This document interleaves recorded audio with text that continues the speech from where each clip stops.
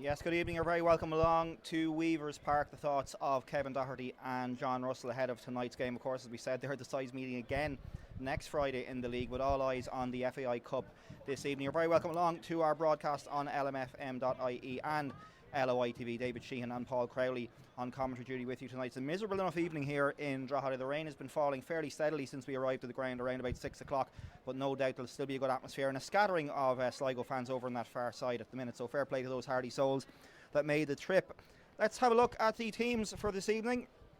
And well, for Drogheda United, they've made no changes to the side that won 3-1 against UCD last week, so Kevin Doherty giving that side the vote of confidence. It's going to be Andrew Wogan in goal, the 17-year-old who's really impressed since he's come into the team for Colin McCabe. Back four of Luke Heaney at right back, Manny Adegboyega and Conor Keeley in the centre, Evan Weir at left back. In front of them it'll be Gary Deegan and Darren Noon in the holding roles, Adam Foley on the right, Dale Rooney on the left, and Dara Markey in behind Ryan Brennan, who's had to I suppose fill a gap there up front. Freddie Draper going back to Lincoln. He has since joined Walsall on loan, but Ryan Brennan, the man for all seasons and all positions, he's played centre back, centre midfield and centre forward this season, and he will do so again this evening. But it is worth noting that Kyle Robinson, the recent signing, is on the bench, and he impressed last week in a little cameo against UCD. Now let's look at Sligo, the visitors this evening.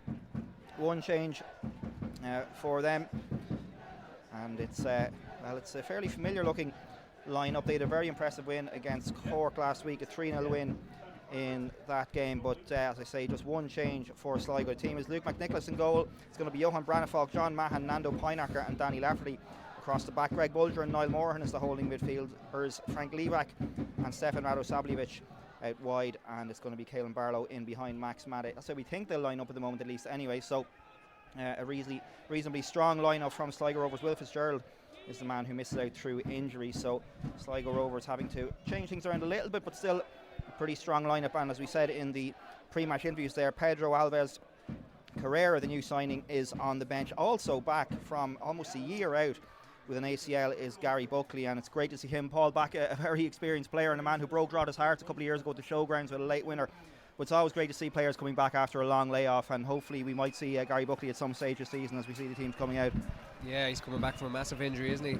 Probably the hardest one you will recover from. He's been a massive loss as well to Sligo. He's an exceptional player, and he adds a different dimension to the team, and John Russell will be delighted to have him back around the scene.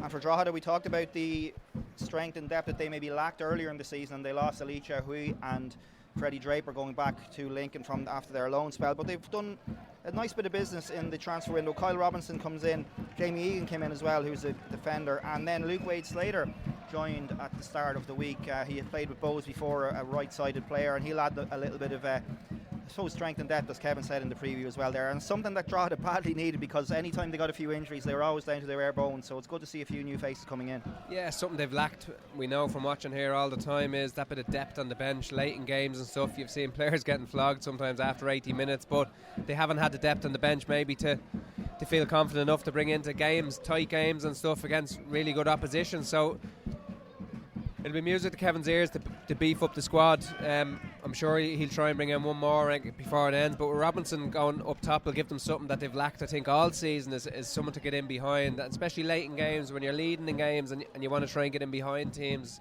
I think we'll see him getting used and probably come into the fold probably sooner rather than later.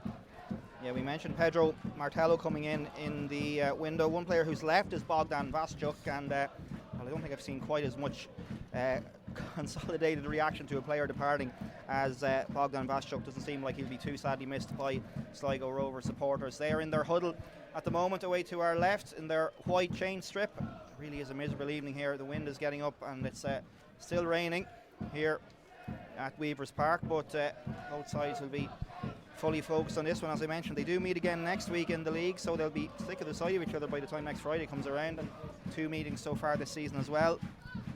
The meeting here earlier in the season that ended in a 1-0 win for Drogheda United. Adam Foley with the goal. That was back in March, just shy of the hour mark. Adam Foley nipped in ahead of the now departed Éanna Clancy, if memory serves correctly, and just got a toes with it and flicked it into the corner. So if Drogheda can repeat that tonight, they'll be very happy indeed. The other game between the sides at Showgrounds this season ended 1-1. So as we said in the build-up, not expecting a huge amount to be between these two sides come the end, and who knows, we may well have extra time and penalties. Let's see how it goes. The referee tonight is David Dunn. He's just about ready, and it will be Sligo to get us underway. Caelan Barlow plays it straight back to his goalkeeper Luke McNicholas, and he launches one into the Drogheda half of the field. Levac goes up there with Darren Noon, former Sligo player of course, and Danny Lafferty backpedaling, got ahead on that one. It was an awkward one for the former Derry player to deal with, and he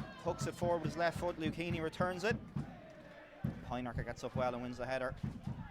Such a good signing, Nando Pineacker, as is his fellow Kiwi Max Madden. That's a strong challenge from Manny Adegboyega early in the game, and well, I'd like to see a replay of that one, Paul. It was a yellow card, so a bad start to the game for Manny Adegboyega, but that looked, on first glance, didn't look like a great challenge, I have to say. No, it didn't, and you might think because it's so early he's going to get away with it, but no, I think, listen, it warrants a yellow card. He's very late. It's that sort of night as well, and what a dangerous time inside the first minute to be on a yellow card for centre half. But you can see him, he's late. He's always going to be late getting to the ball. He stuck the leg out and caught the Sligo player who's still down, and I have to be honest, when I saw it first I was a little bit concerned the referee might take out a red card. As Paul says, maybe the fact that it's so early in the game, you maybe get away with that kind of tackle. And it has to be said, Manny Adegboyega certainly isn't a malicious player. I've seen an awful lot of it this season. He's been excellent, but just a little bit late there, and Caelan Barlow felt that one, but he's up and he's okay.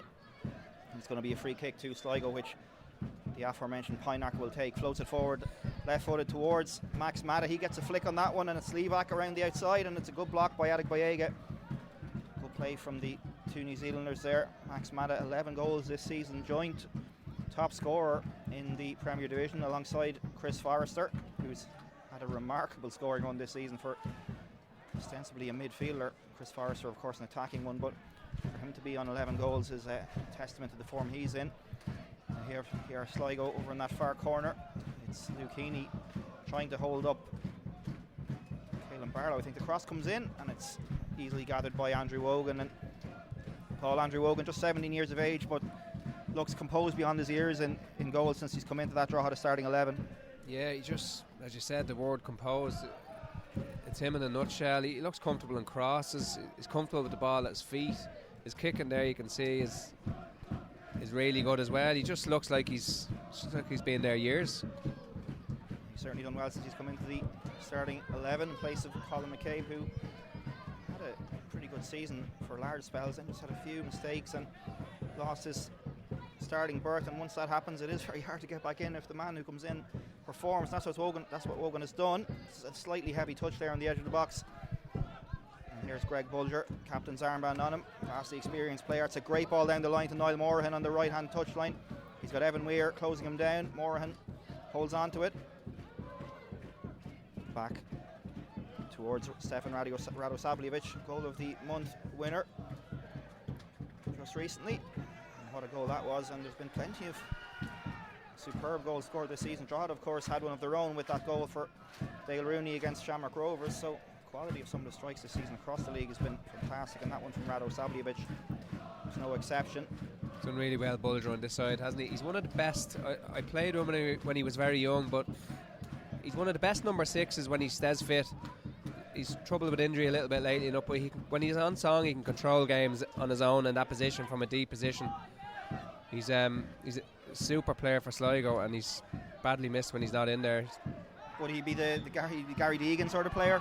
Yeah, he's probably even better on the ball. He can really control the games if you want to play through him. You'll see him. You can see him here now, and he has that bite in him as well. He can be aggressive as well at times. But when he's on song and you're trying to play through him, he's very comfortable on the ball and very forward thinking. It's appearance number 21 for Greg Bulger this season. 34 years of age, but clearly still in great shape. The amount of games he played this season, no more than Gary Bulger, or than Gary Deegan rather.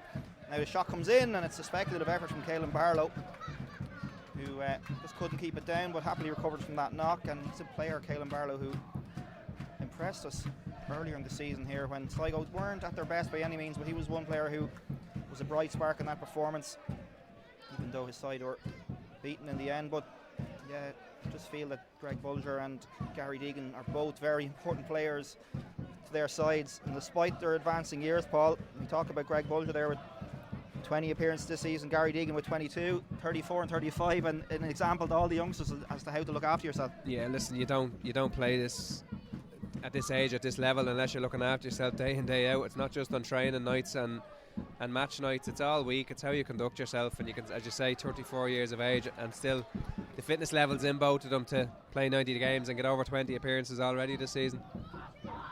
Ryan Brennan and Evan Weir combined down the left hand side, cross to the back post towards Darren Markey, and it's a good bit of defending from Lafferty. Gets his head to that one, hooks it back over his head. Moran has to help him out, drops to Noon, nice touch from him on the edge of the box. Back to Luke Heaney, plays it in towards the penalty spot. Brandon Falk is at the back, and it's a good strike from Dale Rooney. It's straight at McNicholas. He really caught that one beautifully, Rooney, and if it was anywhere else but down the keeper's throat, you feel like it would have rattled the back of the net, and as it was, McNicholas, I think he probably saw it late, Paul, but a really good strike from Rooney. He'll be disappointed he didn't find the corner. It's brilliant. He nearly catches it too well. It's just hopped. You don't want it to fall to anyone else. He catches it on the money. McNicholas does really well, because I don't think he's ever going to be able to hold on to it, but he gets his body behind it and is really strong behind the ball, and that's all he can do. No one's following it in. It bounces away a little bit, but he does really well to get his body behind it. Luke McNicholas, who has played every minute of the season for Sligo this season, the only player to do so. And he's made a good save there for his side. One he would have expected to make, as Paul said, but did well to just parry it and gather it at a second attempt. It was a really good strike from Rooney. Just couldn't guide it either side of the Sligo netminder. Drogheda have it again. Gary Deegan finds Evan Weir. Left channel, plays it down the line towards Rooney. Will he try and get the cross in first time? He does, but it's a block by Brandon Falk. He does well there, the Swedish fullback. And it's the first corner of the game. And it's gone to Drogheda. He likes this side, Rooney, doesn't he, when they're getting on the ball? Taken really quickly.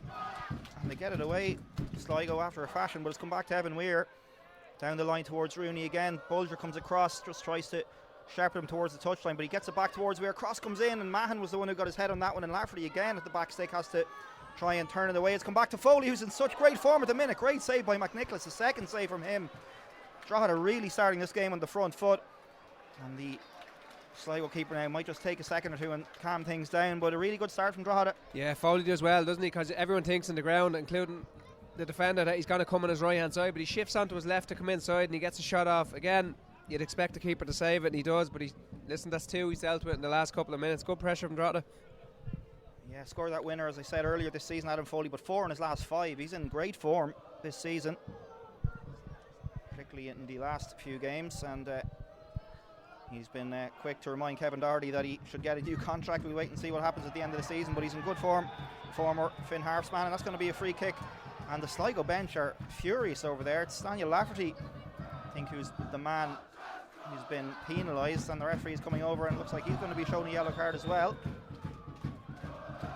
Wait and see. I think it's a yellow card. Yeah, I think the Sligo bench have reacted off Kevin's reaction there on the bench. Listen, I think it was the same, it was something similar. I think it was always going to be a yellow card, but probably looked worse over where it was. Daniel Lafferty, it's appearance number 17 for him this season. 13 rather, Northern Irish caps. He's having a little chat with the assistant referee over on that far side. So 2 early bookings in this game. It's Lafferty and Adegboyega are going to have to watch their step between now and the end of the game. Ryan Brennan gets a good flick on that one, but Brandon Falk does well to cut it out. And it's going to be a throw into Drogheda, about 15 yards inside the Sligo half of the field. A lively start to this cup tie here. Here's Brennan going for that one again, as we mentioned in the build-up. The man who, the only survivor from that 2013 cup final. That's a bit of a hack there from Evan Weir. He needs to be careful, because the way the game has started here, the referee won't shy away from showing yellows. And Paul, if the other 2 were bookings, then Evan Weir will be lucky to get away with one there. And that's the thing, they were bookings, but when early yellow cards go out in games for referees as well, you have to be seen to show consistency as well. So they all have to follow. We know how antsy he is down here in front of us all the time. He has to be careful, especially him. I wouldn't fancy him on a yellow card early in a game on a surface like this.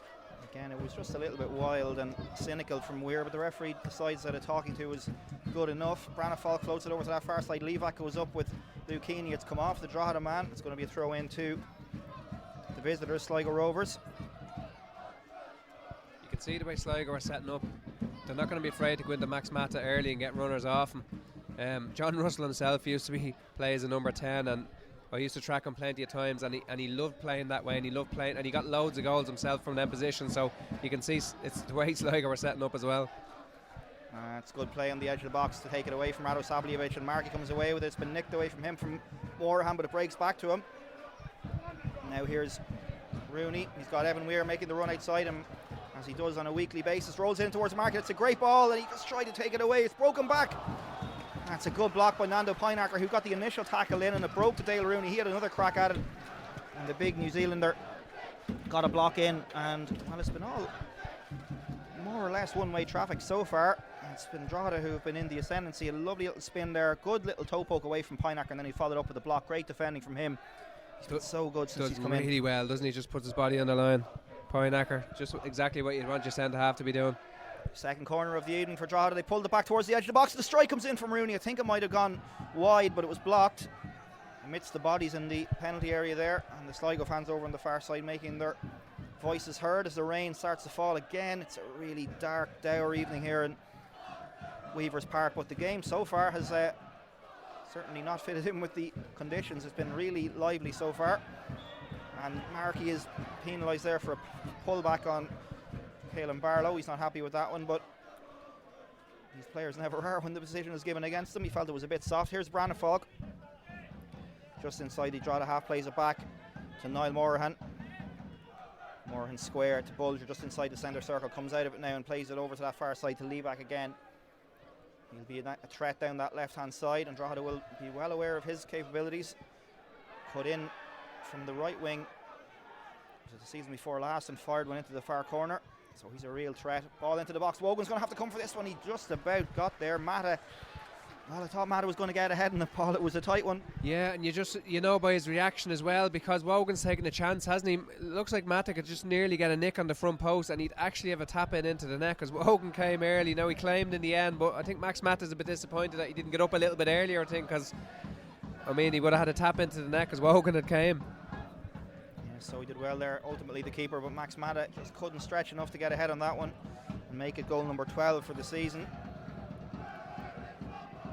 Rooney will take the throw in. Evan Weir has come short from him. In fact, Weir is going to take it. No, it's going to be Rooney. Like he was going to leave it to his full back, but it took it himself in the end. Weir swings with him with that right foot, not his favourite. It's going to break to Ryan Brennan. Can he finish it? Oh, what a chance that was. The flag has gone up. I wouldn't have counted, but lovely interplay. Foley set up Brennan last week, and Ryan Brennan was joking with me after the game that they were going to set each other up a bit more, and it almost worked out there, Paul. The flag went up, but a lovely bit of play from Drogheda. It's brilliant, but he does what he does best, and he done it against UCD last week. He takes chances off centre halves and he gets across people. It's nearly like a thing you'd be teaching a centre forward. He's a central midfielder, but he does really well to get on the end of it, but he anticipates Adam Foley's header and gets there before the centre half. And these Sligo fans have a banner up on the far side, 90+4. We know what that's in reference to. That 2013 FAI Cup final, and what a dramatic day that was. And Owen Elding, the son of Anthony Elding, who got the winner that night, is on the bench tonight. 3 appearances off the bench for him. He may well make a 4th this evening, but I do admire that sense of humour and the trouble that the Sligo fans have gone to make that banner, and the flares are going over there as well. They're really adding a nice bit of colour and atmosphere to this one. Sligo have it back. That's good play from Levac. He just followed through a little bit on Gary Deegan, but Deegan wasn't at all put out by that. It was an honest attempt to win the ball from Levac. Ball down the line towards Foley. A little push in the back, and the linesman, the assistant on the far side, has given the foul against Nando Pinacker. Didn't really need to make that challenge, Paul, I don't think. No, and it's what you want. Is if you're Adam Foley, you know the ball's going to be up around your neck anyway, and you're just waiting for that bit of contact. He puts his 2 hands out and just pushes him in the back.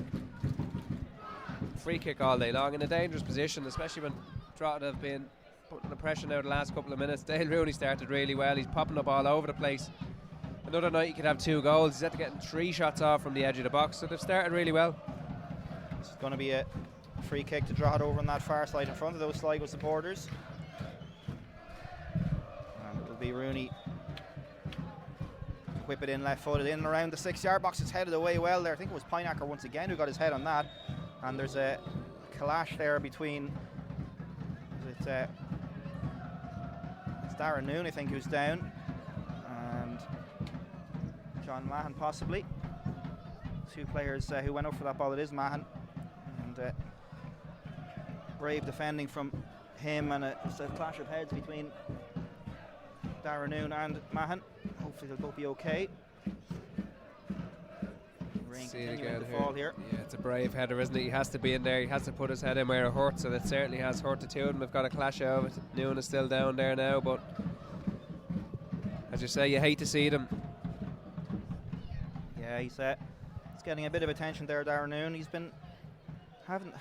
had to be patient this season. He was carrying an injury for quite a while, but he's featured in the last 2 or 3 games now. And again, Paul, a player who, as I say, between injury, one thing and another, hasn't featured a huge amount, but you can see the quality that he has, Darren Noon. And again, Sligo fans will be familiar with this, but he's a player, he's good on the ball, he's got a good touch, he can put in a tackle, so he does offer Kevin Doherty a lot, and it'll be very important for him to stay fit between now and the end of the season. Yeah, and he's something like, with James Brown going to Bowes that time, like, it's something they lost with that energy, and Gary Deegan would have lost as well with them legs in the middle of the park, and he's something that he offers. But listen, when you sign for this club, you're never far off opportunity. That's the one thing that Kevin, I'm sure, will be selling when he's selling to players. Like, it's a small, tight squad. He doesn't have the finances to sign 18 top quality players, so you're never far off an opportunity when you come to this club.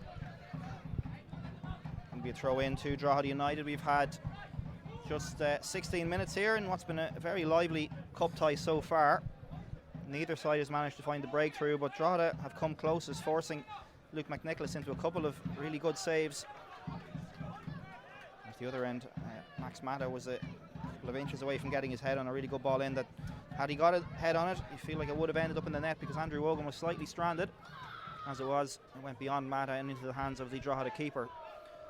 Throw in which Weir will take just inside the Sligo half the field, and he fires one, a really good one towards Dara Markey. It's a really good toe in from Greg Bulger.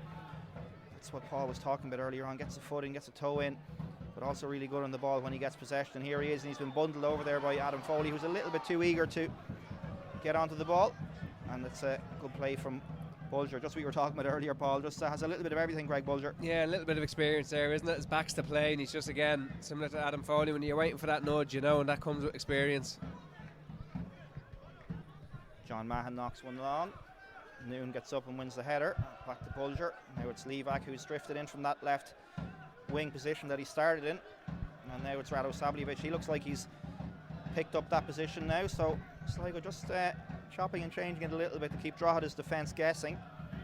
Branafalk is pulled wide on this near side. Instead, Pineacker goes to his left to Morahan, and that's been intercepted by Foley. It's going to be a throw in to Drogheda United. It's better from Sligo, isn't it? Just patient on the ball, keeping possession. They haven't had the ball enough to keep it in mind and try and work Drogheda side to side. So that's something that I'm sure John will be talking about, controlling the game more and being patient in their build-up. Barlow again.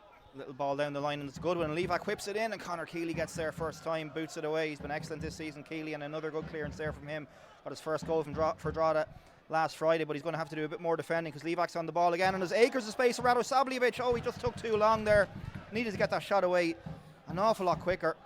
But the amount of room he had in that Drogheda defence was worrying, Paul, to say the least, and he should have really done better there. Yeah, I just don't think he realises he's going to have that much space in the box, which he shouldn't. But he just, if his touch gets away from him then, if it's closer to his body, he's just going to open up and he's going to get a shot off. But Conor Keeley eventually gets out to the block, but you don't see centre forwards getting that much space, and I don't think he anticipated he had it. No, indeed, it was a really good opportunity. Just needed to get the touch and the shot off, but Kevin Doherty would have been slightly concerned by the amount of space that Rado Sabljevic had in the box there. But they survived that one, Drogheda. It's going to be a throw in to the visitors. And it's going to be Branafalk to take it. 5 assists this season for the Swedish right back. He's been a decent addition to the side. John Russell has put in quite a few players since he's taken charge, and most of them have been decent acquisitions. It's so hard to pick up quality players, but certainly Branafalk has been one who's worked out so far. And Aaron Noon has been caught in possession. Rado Sabljevic takes it off his toe, does really well there.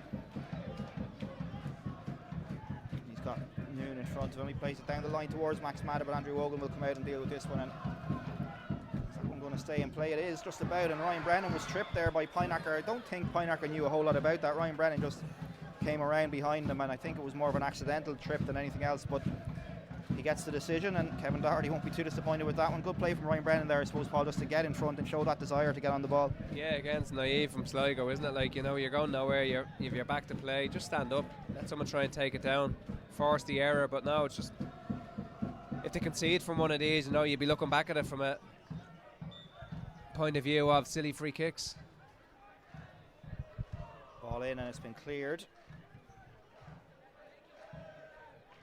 And it's again Pineacker who just balloons that one down the field, and it's going to carry all the way through to Wogan, but not inside the box, so he has to come out. He was a little bit anxious there, Wogan, and just guide it back up into the Sligo half. But Markey has it now. Drogheda will try to tidy things up a little bit. Here is Markey. He's got Luke Heaney outside him. Back to Markey again, back to Heaney, into Markey.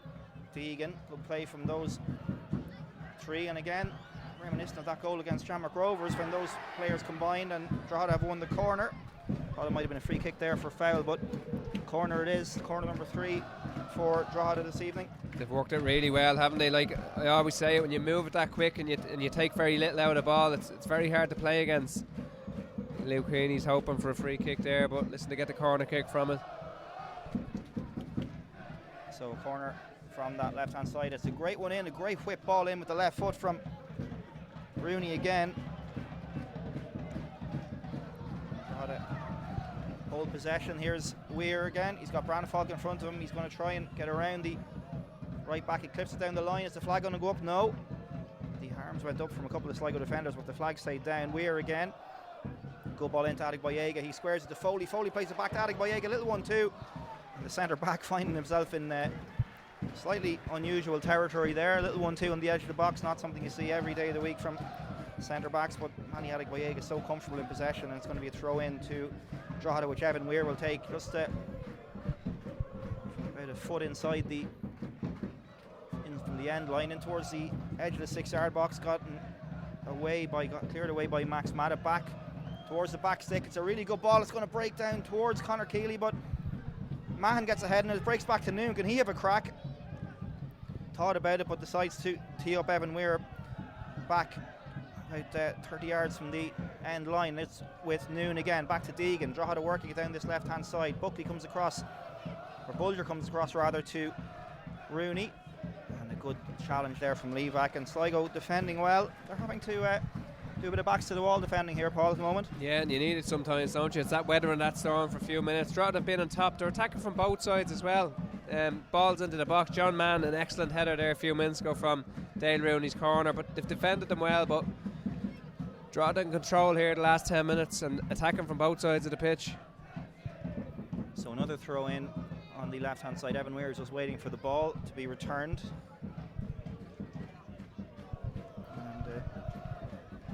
Taking a little bit of time to get it back. Now it's going to be Weir with the throw in.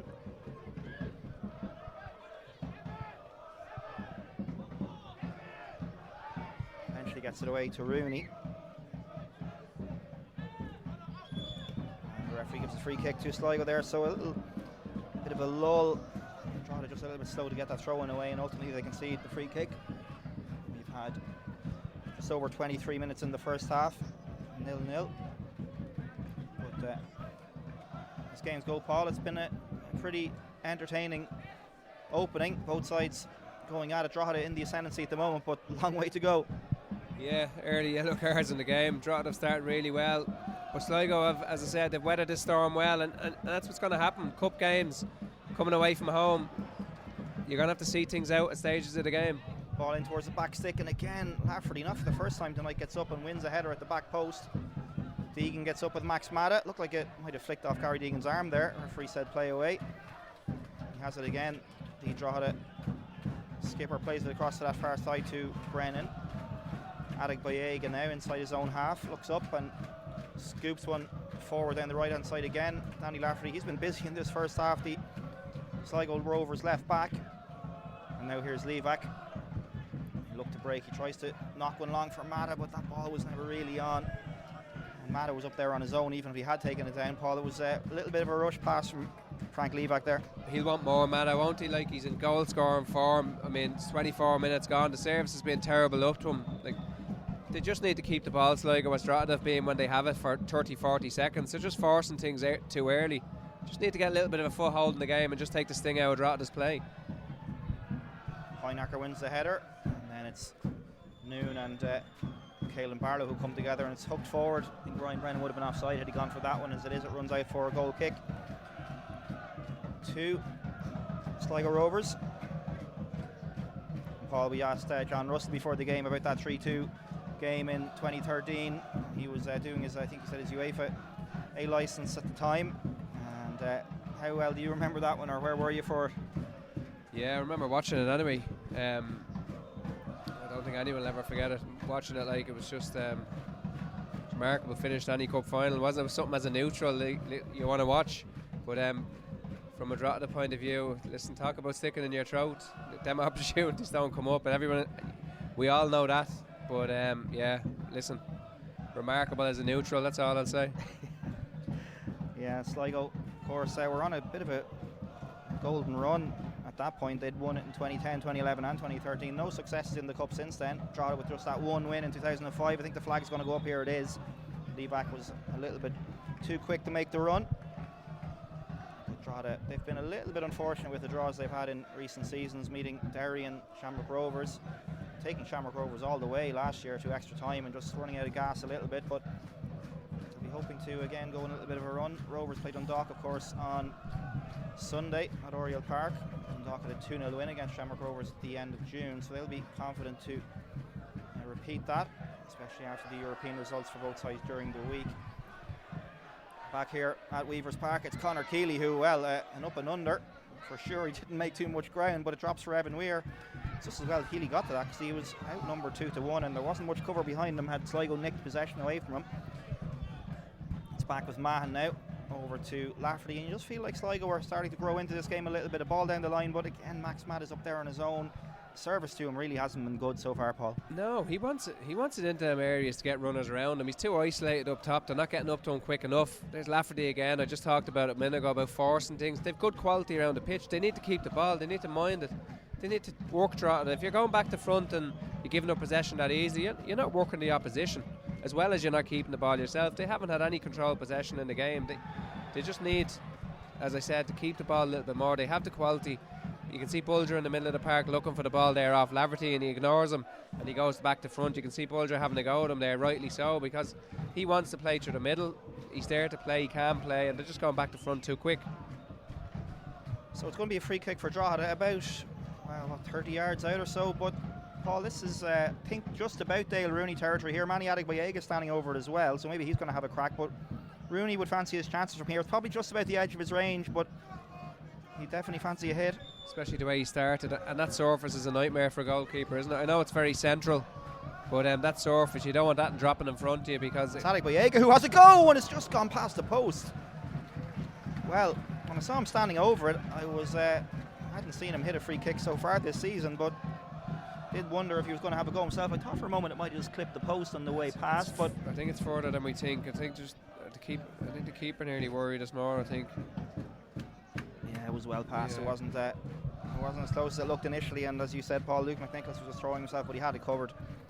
But maybe if they get one in a similar position the next time, Dale Rooney might be saying, I'm taking this. So Manny Adegboyega having a crack there. One goal for him this season, that was a winner against UCD way back at the beginning of the campaign. Long ball through, which McNicholas will come out and gather. Does well there. Ever present, as we said earlier, every minute of the season so far for Luke McNicholas. And you wouldn't miss him tonight in his fluorescent yellow strip. And he holds on to possession as we tick towards the half-hour mark. It's, as I said, Paul, Sligo starting to get a bit of a foothold in the game, and they've just weathered that Drogheda storm, and they're starting to grow into the game a little bit. They just need to start providing a little bit more quality for Max Matta up front. Yeah, just get better balls into him, get him into the game, get him opportunities. He scores goals. They haven't created enough for him. They haven't got the ball into him in good areas of the pitch, so he'll be disappointed, and something he'll be talking about, I'm sure, at half time. Levac has it over on that far side. A cross comes in, and it's Adegboyega who gets his head on it. Markey does well to get in front of Bulger. And there could be a break on here for Drogheda if they play the pass right. They've found Adam Foley on that far side, just inside his own half. Tries to sweep one across, but Brandon Falk does really well, takes that down in his chest. And now Sligo can maybe take advantage of that lapse from Drogheda. Radosavljevic plays one in towards Mata, but the angle on it was all wrong, and Adegboyega came across and cut it out. But here's Brandon Falk again. Gets the cross in. Well, it was a cross that was deflected off Darragh Markey, so it's going to be a corner for Sligo, their first of the game, and an opportunity for them to put a ball into the box, and you can be sure the big men will go up for this one. Adegboyega does well. He actually reads the pass well. You're right, it's too straight. It's not enough angle on it for him to get on it, but Adegboyega reads it well and gets across. But Adam Foley's ball is suicide across the pitch there, because Drogheda have broke, and actually they have Sligo pinned on the counter attack, but when it's overturned, Sligo have players up the pitch, and you can see Kevin Doherty having a word at Adam Foley straight after he hit it, because I thought the same thing, that they were nearly done on the counter attack. So corner on the far side. It will be Brandon Falk to take it with the right foot. All the big men are forward. Pynacker, Mahan, and all crammed inside that 6-yard box. Reg Bulger is hanging back on the edge of the box. It's Adegboyega who gets ahead in it, and now Dale Rooney hikes one forward. Markey has stayed up there, and he's got Morahan for company. Niall Morahan is going to get there first. In fact, it's going to beat both of them to the sideline over on the far side. A throw into Sligo in front of their travelling support. So it'll be Daniel Lafferty to go over and take it.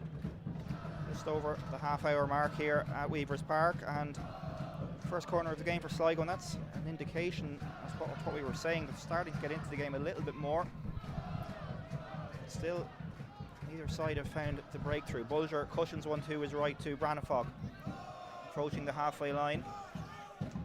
Bulger again takes a touch with his left, tries to play it forward with his right, but he's been blocked by Rooney, and he plays a nice ball to Noon. Evan Weir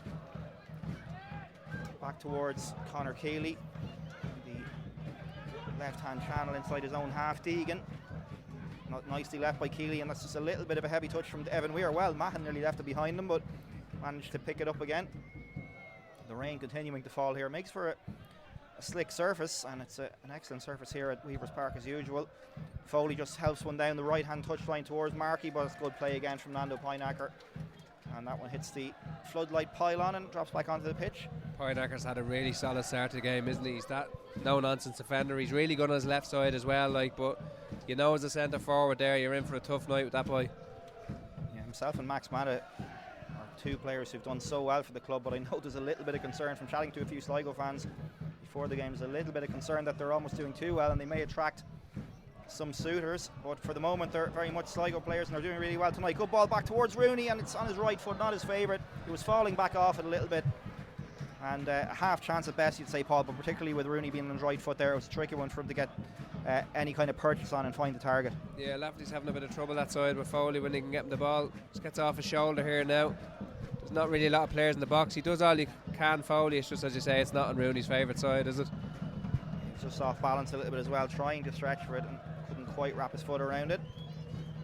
So still we await the first goal of the game. McNicholas has been the busier certainly of the two keepers. He's made a couple of really good saves, but other than that, neither side has really threatened to open the scoring. The ball bounces out over on that far side towards the Sligo fans. It's going to be a throw in for the away side.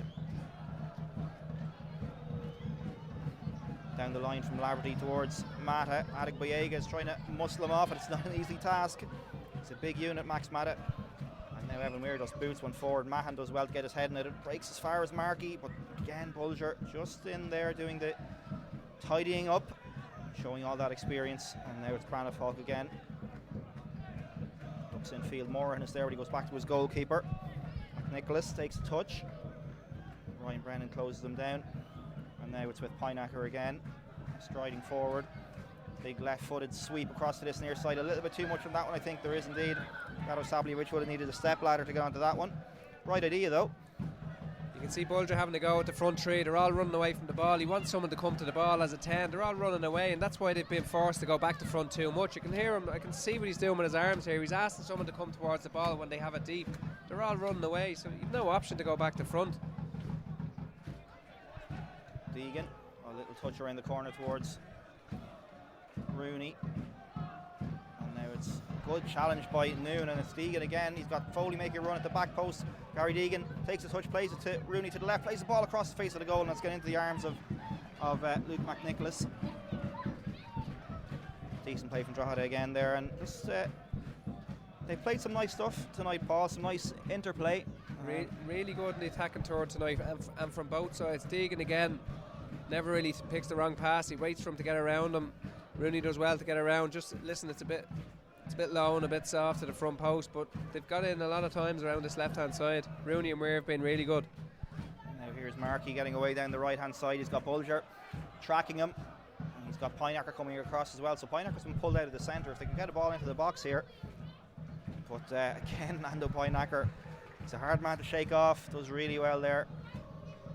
And he's been really, really good tonight as well. Sligo Rovers fans won't need any reminding of his qualities, but he's been excellent this evening, the big Kiwi. And now it's Heaney who attempts to cross, and his cross is blocked. It's another corner for Drogheda, corner number 4 for them. And again, it'll be Dale Rooney to whip this one in with his left foot. Again, something I speak about every week.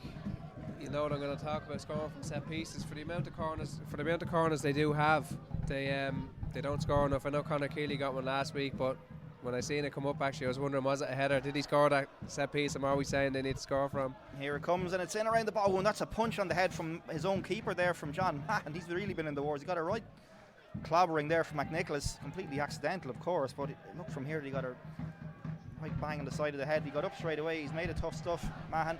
So brave. He's actually dealt with all that in swinging free kicks as well from wide areas brilliantly. McNicholas was coming forward and definitely caught his centre back on the side of the head, but he's okay, Mahan.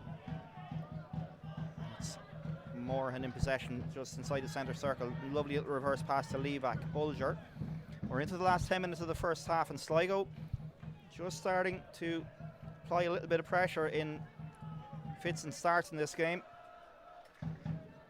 Nice play on the edge of the box, and it's a foul surely there. Well, no, Radosavljevic went down. You could hear the scream from up here, but referee said that the Drogheda player, it might have been, I'm not sure who it was, Deegan possibly, who won the ball back, but Radosavljevic wanted the free kick. Was nothing doing from David Dunn.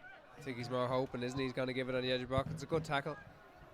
Bulger again plays one down the line, but he just can't wrap his foot around that one. He was facing the sideline. It's always a tricky one. Tried to play it down towards Max Mata, but gone out for a throw, and it's been a frustrating evening for the top scorer for Sligo and the joint top scorer in the Premier Division, Max Mata. He hasn't really had the service he would want, and they've had precious few opportunities from set pieces to get the ball into the box, Sligo. But just looking at him there as well, still organising the midfielders that they're picking up. Acknowledging Greg Bulger there that the ball wasn't right and stuff. Great at it. Looks like someone with a great attitude as well when you see that sort of stuff. Yeah, he really is. Does everything right. And there's a good ball down the right hand touchline for Foley to cross, and it's been blocked out for another corner number 5 for Drogheda. It's a great ball by Markey. Foley makes a great little run off Lafferty again. He's having a bit of trouble now, Lafferty, with Foley in this first half. Markey picks him out brilliantly. Just unable to get up, and Ryan Bennon's the ball if he can pull it back on the edge of the box, but he's just unable to do it, and he just puts it across the front post. Another corner. Here it is from Rooney. It's a good one again. It's into the heart of the 6-yard box, as they all have been, and Conor Keeley is, well, frustrated by that decision, we can say, making his feelings known to the referee. But again, he saw something in there that we didn't quite spot, but it's always hard to pick out what's happening in that mass of bodies. But the referee was satisfied that there was a foul, and it's going to be a free kick to Sligo Rovers. It's man again though. It's like the ball's a magnet from set pieces and free kicks in wide areas the whole night. He's dealt with absolutely everything. John Mann coming back to Sligo from St Johnstone, and he's been a useful addition. We're seeing him playing against Derry on television earlier in the season, and he is liable to dive into challenges and to pick up a booking or two, but he's been really good tonight. Got his head on a lot of those balls into the box, and so brave as well. Evan Weir just boots one forward again, which Ryan Brennan won't thank him for, I don't think either front man will be too happy with the service they've gotten so far tonight. Brennan is chasing this one down up against Pineacker, and he tries to second guess Nando Pineacker there and get around the side of him, and the New Zealand international has ended up in the advertising hoarding behind the goal. Hopefully he'll be okay. It's always one of them ones the centre forwards can get away with. Listen, I always talk about centre halves bouncing into centre forwards all night, and they're the ones that the centre forwards get away with it and tight pitch, a little pull of the old jersey around the back. Ryan Brennan will say he was obstructed, but that's the sort of thing you see on a weekly basis. Still mad, isn't it? The only place on the pitch it's not obstruction, and you absolutely shield someone to death, like on the end line, like, and just still a rule that can't be got right, and probably never will be. It's one of those. You don't see it given too often. That's going to be offside, is it, against Rado Sabljevic? No, the flag stays down. They're going to have to get back here. Is that a penalty? It is. It was Gary Deegan. I thought he got a little touch on the ball, but I think he got more of the player. We'll see a replay in a second, but it's going to be a penalty to Sligo Rovers. I thought the flag was going to go up against Rado Sabljevic initially. It didn't. He was through, and Gary Deegan got back, but was just a little bit careless, at least according to the referee. Here it is again. Arms went up, flag stayed down. Deegan, he doesn't get anything on the ball, Paul, does he? Yeah, but you know what? Conor Keeley stops. But both of us done the same thing. We looked at the linesman. You're obviously on the right hand side of me, and then Conor Keeley done the same thing, but he stopped. By the time he did get over, Deegan had to make the challenge. So that was disappointing from Conor Keeley. So I'd play to the whistle. You'll see it now in a minute on the replay. He checked himself and he was unable to get across.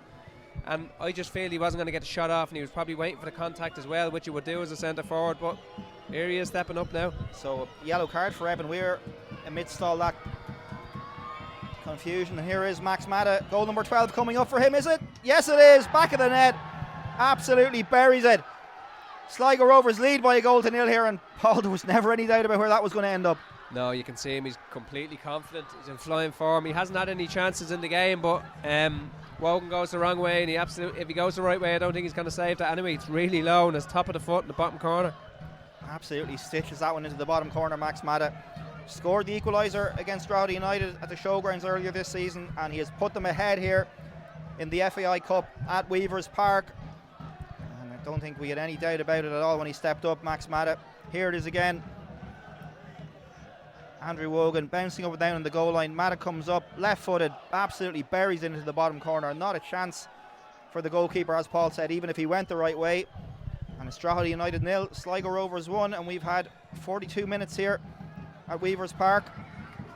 And a slight lapse in concentration at the back for Drogheda. Sees them concede a penalty and go a goal down.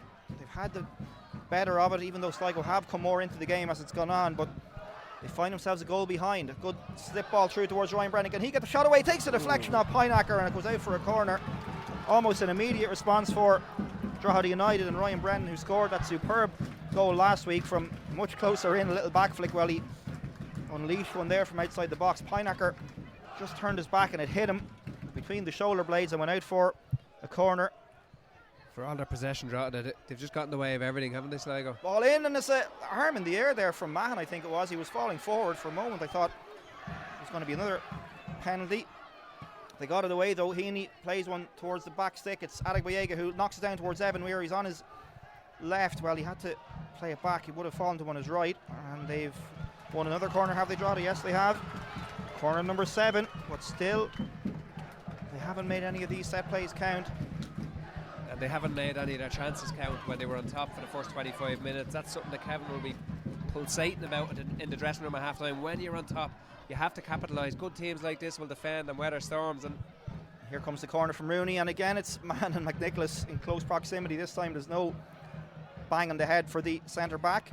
McNicholas gets his fist to it, and it's broken to Markey. Now he plays it back to Heaney. The cross comes in, and Ryan Brennan, and it's going to be a goal kick. The referee was very quick to point for a goal kick there. Ryan Brennan threw himself at that one, couldn't keep it down, and himself and Greg Bulger exchanging pleasantries there, and he's very frustrated with himself. Ryan Brennan feels like he should have done better.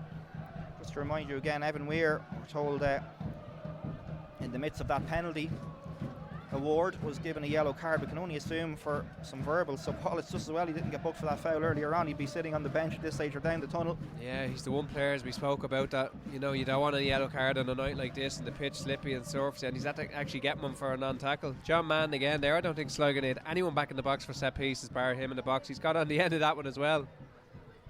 He's having a fine game. Both himself and Nando Pineacker really performing well tonight, and there's a handball there from Ryan Brennan. Again, he's pointing to his arm, it seems, but referee deemed it to be a handball. It did look like one from here. From a Drogheda point of view, I wouldn't be overly worried at this stage of the game, but you can see how resilient Sligo will be when Drogheda are pushing on and trying to score. They're physical, they're covering around each other really well. keeper's comfortable, he's making saves. The two centre halves are putting their bodies in the way of absolutely everything. So Drogheda are going to have their work cut out in the second half. Long one from McNicholas. We'll keep an eye on the fourth official's board. Flag goes up. I think there was a little ironic cheer from the Drogheda supporters for that decision. And here comes the fourth official's board.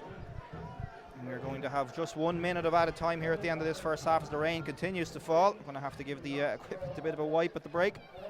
Andrew Wogan will take the free kick. Drogheda's last chance surely to get an equaliser before the half-time whistle. Bulger again gets up and wins the header. Rado Sabljevic, the man who won that penalty, and he's been lively in this game. Himself and Levac have switched over and back a few times, and he's a very tricky customer when he gets possession. Stefan Rado Sabljevic. Throw into Drogheda United. And we've had 30 seconds of the minute to be added, and it's Heaney with the ball down the line. Breaks across towards Bulger again. He just boots that one forward towards Max Mata, who will work tirelessly. As Paul said, he's a great attitude. Hasn't gotten the best of service tonight, but stepped up and fired that penalty home, and he'll work and work all evening. A real team player, Max Mata, and you can see why he will be attracting attention from other clubs. It's going to be a throw in just inside the Drogheda half, which Lafferty takes. Levac just tries to turn his back against Luke Heaney there. Heaney gets his foot to it and gets it away, but there it is. It's a half-time whistle. And Drogheda United, in spite of forcing Luke McNicholas into a couple of decent saves and having the majority of the possession, not dominant I wouldn't say, but probably 60-65% possession, maybe a little more than that. But they find themselves a goal behind at half-time, Paul, and in fairness to Sligo, they got their opportunity and they took it, which is something Drogheda didn't do, as you said. Yeah, but listen, the scoreline flatters them a little bit. Let's not forget, it's only a penalty they're at the score, and Drogheda at half-time without the penalty, without a little moment of madness, I suppose, have been well in the game. They've controlled it for 30-35 minutes. Sligo have came into it in patches, but they need to do a bit more as well. He'll talk about that, probably speak about how lucky they are to be 1-0 up through a penalty. So I'd say there's a bit more to come for both teams in the second half. I'm just seeing a few highlights from that first half, a couple of decent saves from McNicholas, and this was a chance that Matt just couldn't quite get onto, and just a fraction away from getting his head on that one. This was Manny Adegboyega's free kick, which initially I thought was a little bit closer than it actually was. Good distance out, Adegboyega, and I think McNicholas had that one well covered had it been on target. And then this was Adam Foley, who's caused, as Paul mentioned in commentary, Daniel Lafferty plenty of problems. Cut it back to Dale Rooney, who was just falling backwards and couldn't quite keep it on target. And here is the moment that has Sligo a goal to the good. Played through towards Rado Sabljevic. I think he might have just been on there all right when you look at it again. Deegan got back. He was just a little bit unsure as to whether to go in full-hearted or to try and nick it away. He did neither in the end, and the penalty was given. I don't think Drogheda can have any complaints about it. And Max Mata, an absolutely emphatic finish into the bottom left-hand corner from Andrew Wogan's point of view. Here it is again. Great penalty, Paul. Yeah, it's super. Yeah, as I said, if he goes the right way, he's not saving it. It's too hard, it's too low, it's in the corner, it's top of the foot, but does so well in the box there, because I feel his touch is taking him away from goal, where he's not going to worry Wogan, so he nearly just waits for the contact to come in. It does come in. And then this was the immediate response from Drogheda, the shot from Ryan Brennan, which was blocked by Nando Pinarker and went out for a corner kick. So that's the story here from Weavers Park. It's Drogheda United 0, Sligo Rovers 1. We've the youngsters from Balbriggan and Slane out on the pitch at half-time as the rain continues to fall. We're going to take a quick break for a cup of tea. We'll be back with the second half in around about 10 minutes time or so. Do join us then.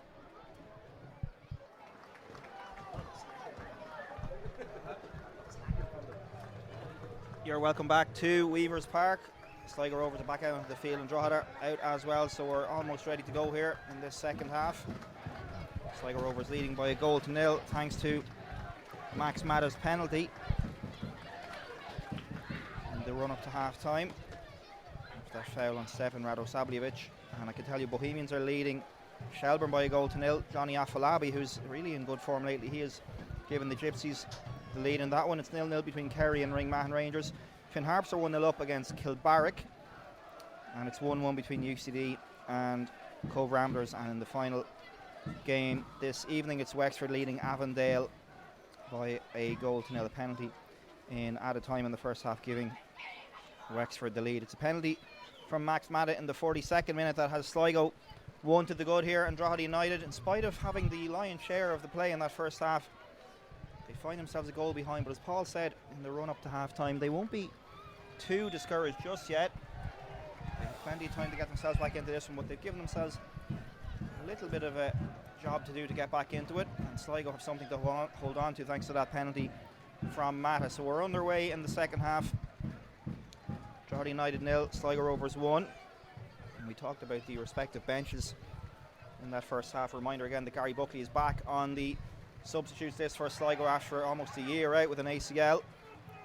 Rhys Hutchinson is out for another couple of weeks, another 3 weeks or so. We think he'll be out for. James Finnerty has an Achilles, the screen man, not a million miles away from here. And Fabrice Hartman has gone back to RB for some rehab on an injury. Sligo hoping to extend his 12-month loan, which is due to end in July. So John Russell hoping to keep Hartman here, but Sligo do have a few injury problems of their own to contend with. David Cawley on the bench as well, the man who scored 2 goals early last season against Sligo, or against Drogheda rather, at the showgrounds, and his testimonial coming up in August as well. A great servant to the club. Now here come Drogheda down the right hand side. Adam Foley under pressure from Pineacker, right hand touchline, and it's a strong challenge from Bulger. Nicks the ball away from Foley, and it's gone out for a throw in to Drogheda United, which will be taken by Luke Heaney.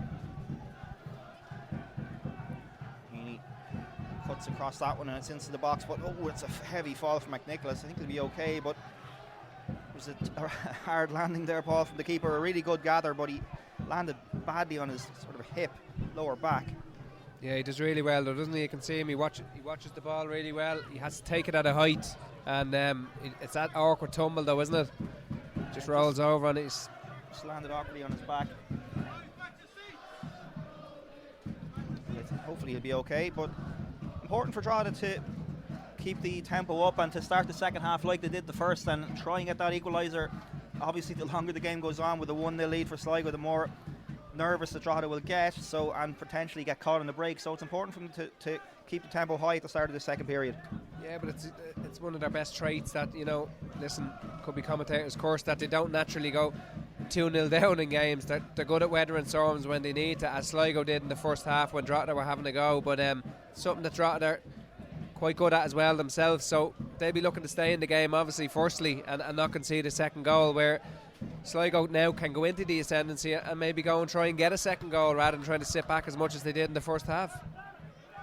McNicholas is happily recovered. He's not too impressed with Ryan Brennan standing in front of him, and Brennan has been waved away. In fact, he was waving the keeper to get on with it, and the referee putting his arms out as if to say, what do you want me to do? Ryan Brennan just perfectly entitled to stand there making a nuisance of himself, but McNicholas gets it down the field. But Drogheda pick it back up in the centre circle. Evan Weir slips one down the line. It just skips off that greasy surface. The rain still continuing to fall here at Weavers Park. It's been a really miserable evening. It's so grey and dark.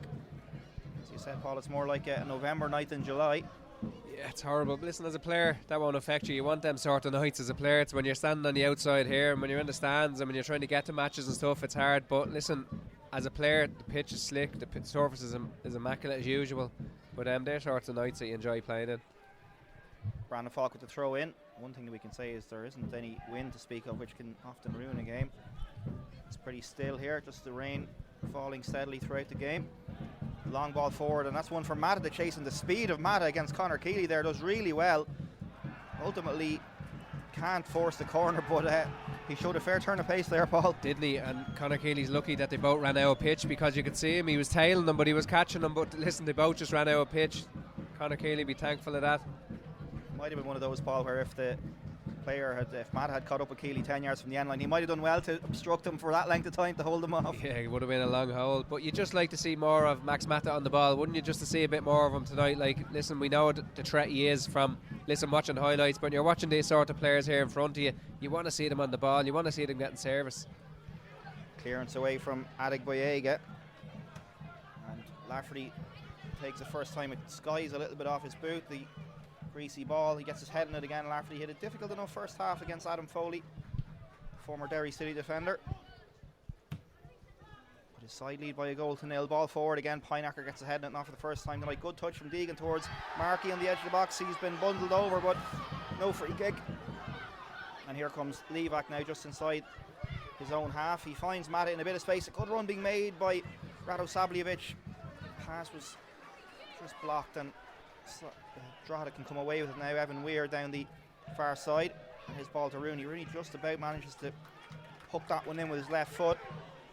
Heaney now, he had Foley out right, he instead tries to float it to the back stick. Foley wanted the pass, and probably that was the right ball to play, because he would have had a better angle for the cross, Paul. Yeah, it's too straight, isn't he? He's at the wrong angle, as you say, to cross it. He just, again, forcing it, just keep possession. Foley's in a good position. He's given Lafferty a lot of trouble. I'm sure they might have talked about it at half time. Maybe Foley should be saying, get me more of the ball, because I am hurting him down this side. So it's just a little simple ball Heaney has to give out to Foley. Levac. Foley gets that one down the line, and again Pineacker is back towards his own goal. He plays it back to McNicholas, who does well. Gets a side foot, left foot on that one. Noon wins the header. Bulger plays one forward again towards Mata, but this time Adigway gets ahead, and only as far as Caelan Barlow though, and challenge from Deegan. Finds his way back towards Andrew Wogan, and he straight away sets Evan Weir away down the right hand side, just inside his own half. Plays one down the line towards Rooney. It's a difficult one to take. Rooney does brilliantly to take that one in. Can he find the cross towards the back post? It's over the head of Brennan, but it's come to Foley. He's got Noon on the edge of the box. He thought he was going to have a go first time there, Darren Noon, but he played the pass back to Heaney, and the cross comes in, and it's just past the post from Darren Markey. Well, that would have been a collector's item, a header from Darren Markey, but much better play, and the take from Rooney over on that far side, Paul. Yeah, the ball into him from Weir's. I think the Weir with the top of his foot, but this one is just probably behind Markey a little bit. Wouldn't be his strongest part of his game either, in the box, getting on the end and stuff, but it's just a little bit behind him. He's never going to generate the power, but super ball from Weir, and what a take, as you say, from Rooney. And then we know what he possesses on that left hand side, which is them deliveries. Sligo are on the attack here. Barlow gets a shot away. It was a good strike, was deflected, and Heaney plays the first time header as far as Noon, but he only gives it to Lafferty, to Levac, back to Lafferty again. Morahan, Pineacker plays it over to that far side towards Branafalk. Switches onto his left foot, and it was a decent attempt at a pass from Branafalk with his, not his stronger foot, but it was cut out by Heaney. It was intended for Levac, but a good attempted switch there from Johan Branafalk. Lafferty will take the throw in. Bulger gets it back. He's got Brennan closing him down. Bulger, and that's good pressure from Ryan Brennan. Sligo captain gives it away, and now Ryan Brennan can break away. It's a lovely little back flick to Darragh Markey. Beautiful bit of play from Ryan Brennan. He was talking about potentially thinking about hanging up with boots, but he's got plenty of life left in him. Good ball in from Foley, and it's come all the way to Weir at the back stick across the face of the goal. It's been saved with a combination of Mahan and McNicholas. Good play from Drogheda. Paul, they've definitely upped the ante a little bit. Yeah, Brennan does brilliant there in the middle of the park. I think he deceives everybody, including us up here above him. You know, Markey will pick out the pass, but when that falls to Weir, I'm thinking do exactly what he did. Drive it across the face of the goal, because it can go off anybody. It can go in off someone's foot. It can go straight in. I think it actually hit Mahan first and then McNicholas, but they got it away. Sligo, that's the most important thing from their point of view. Here's Evan Weir again, ball into the box. This time it's too close to McNicholas and into his arms. I was just saying, I spoke to Ryan Brennan last Sunday for about 20 minutes, and he was talking about how he might consider retiring at the end of the season, Paul, but he's got plenty of life left in him yet. I'd say his partner was listening to that conversation, and that was for her ears, if you ask me. He did say it was mentioned in the house, all right, so maybe he was ticking the box. I'd say he turned the radio on before he left and said, have a listen there to this interview. But no, listen, hopefully not. I played with him, as I said, when he broke through when he was 16, 17. He's probably the fittest he's been now this year as regards physically and minutes on the pitch. So he's been such an important cog for this team this year and the last couple of seasons, but especially this year. I think Boyega did well there to cut across Rado Sabljevic and get that ball away. I thought for a moment the Sligo Rovers man who won the penalty was going to nip in there and be through on Andy Wogan, but Adik Boyega did well to just come across him and clear it away. Here is Brennan, touch lets him down there, and Mahan clears the danger, but it's gone over the head of Manny Adik Boyega all the way through to Andy Wogan. He drawed a goal, who again just bowls it out in front of him.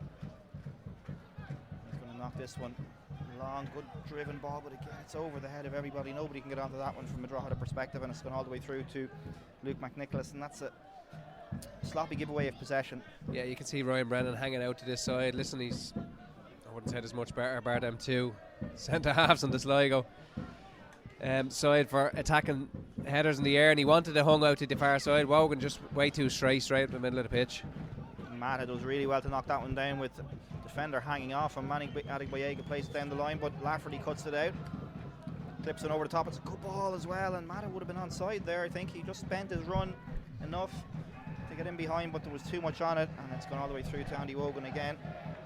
And with 10 minutes gone, just over in the second half, it's still Drogheda United 0, Sligo Rovers 1. Max Mata's 42nd minute penalty has the bit of red. A goal to the good.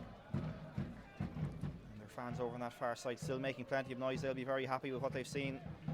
Well, in terms of the scoreline at least, mightn't be thrilled with certain aspects of his performance, but they lead by that 1-0, and if it stays this way, those supporters will be going home happy.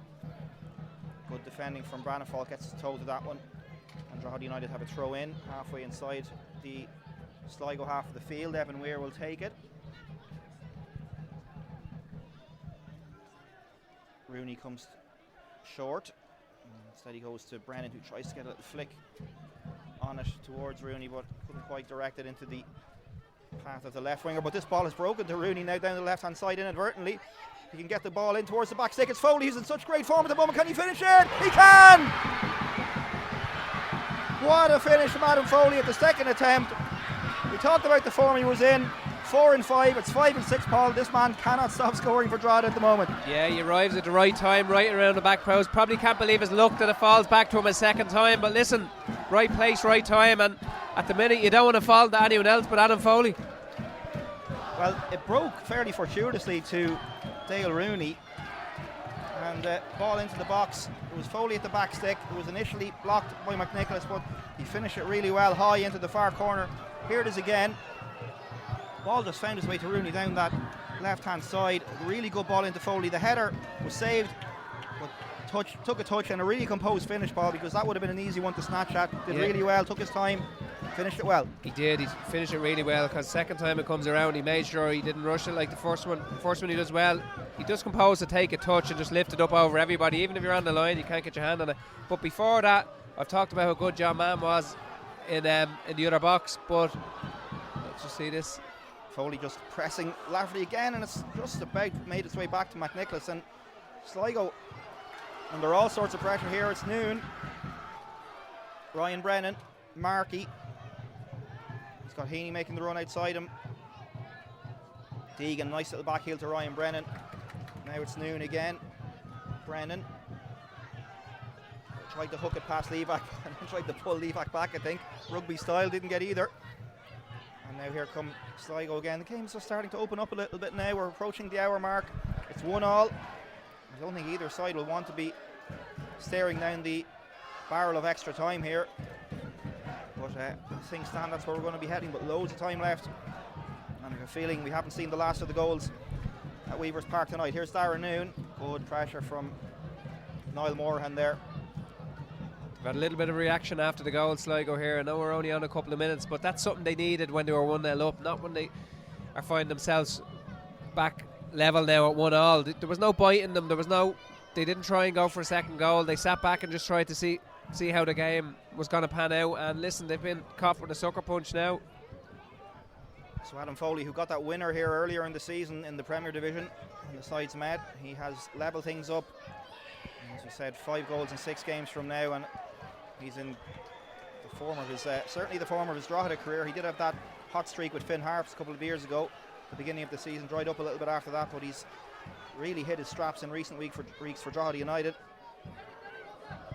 It's going to be a throw in to the home side, halfway inside their own half, which Luke Heaney will take on this near touchline, right hand side from Drogheda's point of view. A little bit of activity on the Sligo Rovers bench. A couple of players out warming up at the moment. Bulger, attempted clearance is blocked by Noon, and then Pineacker just hooks it left footed over his head. It drops on the halfway line to Barlow. It's a good challenge from Luke Heaney, and Adam Foley is all fired up now, encouraging his right back there after that challenge. Ryan Brennan just issuing some instructions as well with all his experience. Hooked around the corner from Barlow. Now Max Mata just on the corner of the box. flag has gone up. Straight a little bit far too quickly. So just approaching the hour mark, Paul, and Kevin Doherty will be delighted. We talked about the importance of Drogheda getting that equaliser sooner rather than later, and now that they have, Kevin Doherty will be pretty happy, and he'll be hoping that their dominance at the start of the second half will continue. Yeah, they find themselves going in a half-time, not feeling they should have been 1-0 down. Just going back, I didn't get to speak about it on the goal. The ball goes back in behind that time to Rooney, and everybody thinks he's offside, but John Mann's just behind the back three a little bit, and he kept them onside. It's another good ball into the box, and this time it's one that someone needed to gamble on at the near post. It was a good ball in from Rooney, and McNicholas just dives on it and gathers it in, but somebody really needed to be taking a chance on that one. So it's 1-1 here. We've had just over the hour. Max Mata with a penalty in the 42nd minute, giving Sligo the lead somewhat against the run of play. Drogheda equalising early in the second half with that Adam Foley finish, and the referee gets in the way of that pass. Evan Weir was the one playing it out, and David Dunn was right in the line of fire there, and he's going to drop this ball. He's been really good tonight, hasn't he? I mean, you know, it's tough sometimes when you have to give 2 yellow cards after 5 minutes in the game. You know, it can set the pattern for the game for the referee, but he's been really good tonight. There's been a few decisions, hard, tough ones, and he's got them all right. And I think we're going to see another yellow here, possibly, maybe not. Luke Heaney was just a little bit late on Levac. Again, Levac was straight up, which is good to see, Paul, but the referee, I suppose, just takes a ref to know when a player is trying to do damage and when they're not, and in that case he wasn't. Yeah, that's tough. Like we look at things, even the penalty there, we look at it 2 or 3 times, we look at the screen again, and we, you know, sometimes we're not quick to judge it. You know, they've one chance, and they have to make their mind up within 2 or 3 seconds. Like it's the toughest job on the pitch by no means, but he's been really good tonight, and it's always good to give them a mention, because it doesn't always have to be negative. Yeah, he has been decent tonight, and as we said, a couple of early yellow cards. You do worry sometimes that there'll be a raft of them, and maybe a red or two, but the game has settled down nicely after those couple of challenges. So there's been plenty of bite in it, but nothing malicious or over the top from either sets of players. And it's going to be a throw in to Drogheda over on that far side. So rain continues to fall at Weavers Park. The seagulls are circling overhead. No drones so far tonight, thankfully. It must be a little bit wet for the drone operators tonight, Paul. They're staying away, thank God. Say nothing yet. There's plenty of time for that drone to come over. Just usually come over at some stage, but as you say, a little bit wet tonight. Let's hope they're not watching or listening. Might have given them an idea, but it's going to be a throw in to Drogheda over on that far side for the Sligo fans watching on and are wondering about that comment. There's been several instances of games being held up here at Weavers Park over the last season or two, with drones flying over the pitch and the referee having to stop the game. So hoping it doesn't happen again. Oh, that's a strong challenge. He won the ball all right, but it was a heavy challenge from Ryan Brennan. I think he's injured himself there. It's Caelan Barlow, I think, who was the player on the receiving end. And Ryan Brennan is down. Barlow is okay. And it was a strong challenge, certainly, Paul. He did win the ball, but he felt the impact of it himself, Ryan Brennan. Yeah, it's where he's coming from. He's coming onto it from a centre forward position, and he's had to coming out the worst of it. It's going to be a corner for Sligo in the meantime. It's just their second corner of the evening. It's 1-1 here. We've had 63 and a half minutes almost at Weavers Park, and here was the first half. We were seeing the penalty incident for a moment, but here's the Drogheda United goal. It was Rooney who got to the byline, back towards Foley, who ball went over Lafferty's head. Foley had the initial header, was saved by McNicholas, and then he finished it well. I'd like to see how that ball found its way to Rooney, though. It was does really well, because it's the only place he's going to score, isn't it? Like, there's a defender on the line, the keeper's ready to get up. I wonder if the defender on the line for a second. I thought I saw the hand go out, maybe thought about handling it for a second and thought better of it, because it would have been a red. Well, would it have been a red these days with the double jeopardy? It might have just been a yellow and a penalty, but although I think it is a red when it's a deliberate action. It's only if you're trying to win the ball and make an honest attempt. And Ryan Brennan, I think, is going to, he's going to go off for some treatment. No, it looks like he's going to come back on. I thought you might have seen the last of Ryan Brennan, but he's going to be back in a moment. Meanwhile, the corner will be taken for Sligo Rovers. It's Brana Falk who whips it in at the near post. Didn't really get a lot of air on that one, and Deegan gets it away, and then the shot comes in from Barlow again. Had an effort in the first half which was high and handsome, and that one is similarly so. There's no threat on Andy Wogan's goal. He hasn't had a save to make yet, Wogan, really. No, he hasn't been tested. That's what I said about over the first half overall. They'd be disappointed to be going in 1-0 down. He hasn't been worked at all, where McNicholas has been fairly worked, especially after the first 20 minutes. He's been more the active goalkeeper out of the two. And on a wet night like tonight, and Andrew Wogan's still a very inexperienced keeper, you would imagine that he'd be trying to get a few speculative shots in when the chance arises. I know Caelan Barlow did just that there, couldn't keep it down, but Sligo might try and test out Wogan from distance before the game is out. They haven't done so hugely yet, and like a foul on Danny Lafferty. He wanted the free kick. The referee didn't see anything in it, nor did the assistant referee on this near side.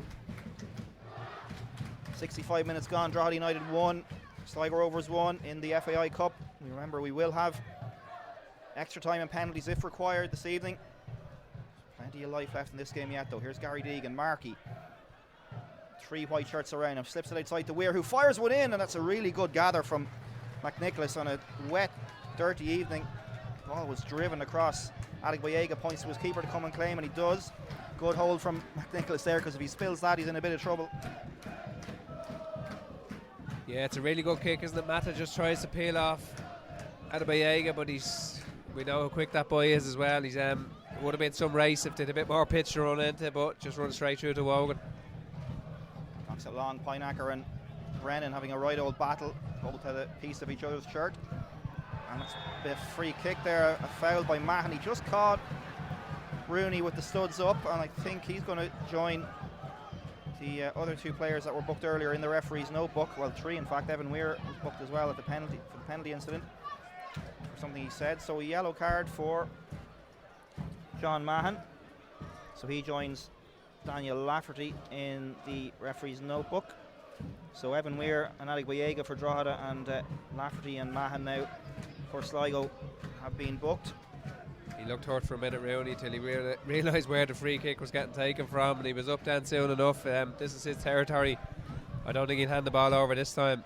Certainly won't. He had Adegboyega had the crack in the first half, but as I said, I think Rooney has earned the right, and particularly because it's on the right hand side for the left footer, it's perfect. The draft excluder is there, it's towards the top corner, it's just gone over, and I think McNicholas was watching that one, Paul. I'm not sure he was going to get to it. He's hit it really well, because it's actually close enough. If you're listening and not watching that, it's very hard to get up and over the wall, and he does. You're nearly thinking you've got to put your foot through it, but he doesn't. He gets it up and over the wall, perfect, and it just nestles over that top corner. Keeper's like standing there watching it if that rustles into the net. Maybe to be fair to Luke McNicholas, he knew it was going over, but the way he was watching it nervously, I don't think he really was going to get near it. As it was, it went over the bar. Ryan Brennan wants a free kick for that nudge in the back, but the referee says play away. And the game's starting to liven up a little bit here. Both sets of supporters are getting into it, and it's turning into a lively cup play. That's a terrible ball from Deegan straight to Max Mata, who knocks it back to Barlow, and now it's Moorhan just outside the Drogheda box. Levac on the left hand edge of the Drogheda penalty area. He gets the cross in. It's blocked well by Luke Heaney, but again Drogheda causing their own problems, Paul, with a sloppy ball. Yeah, it's unlike him, isn't it? You don't see Gary Deegan giving the ball away much. He does there. Max Mata gets the ball with his back to goal. He doesn't realise he's 10 or 12 yards to turn and get on it, because no one gives him any information.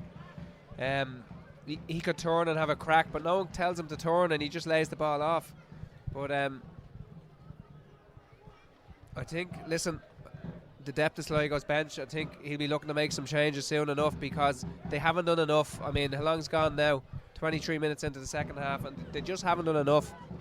We're seeing the old clipboard or notepad is out over there, so I think we will see some change in a few moments from Sligo. Here comes the corner towards the back stick, and it's headed back across. It's going to be poked towards the goal. It's off the crossbar. It was Pineacker who got his toe to that one, flicked it towards the Drogheda goal, and it came back off the crossbar.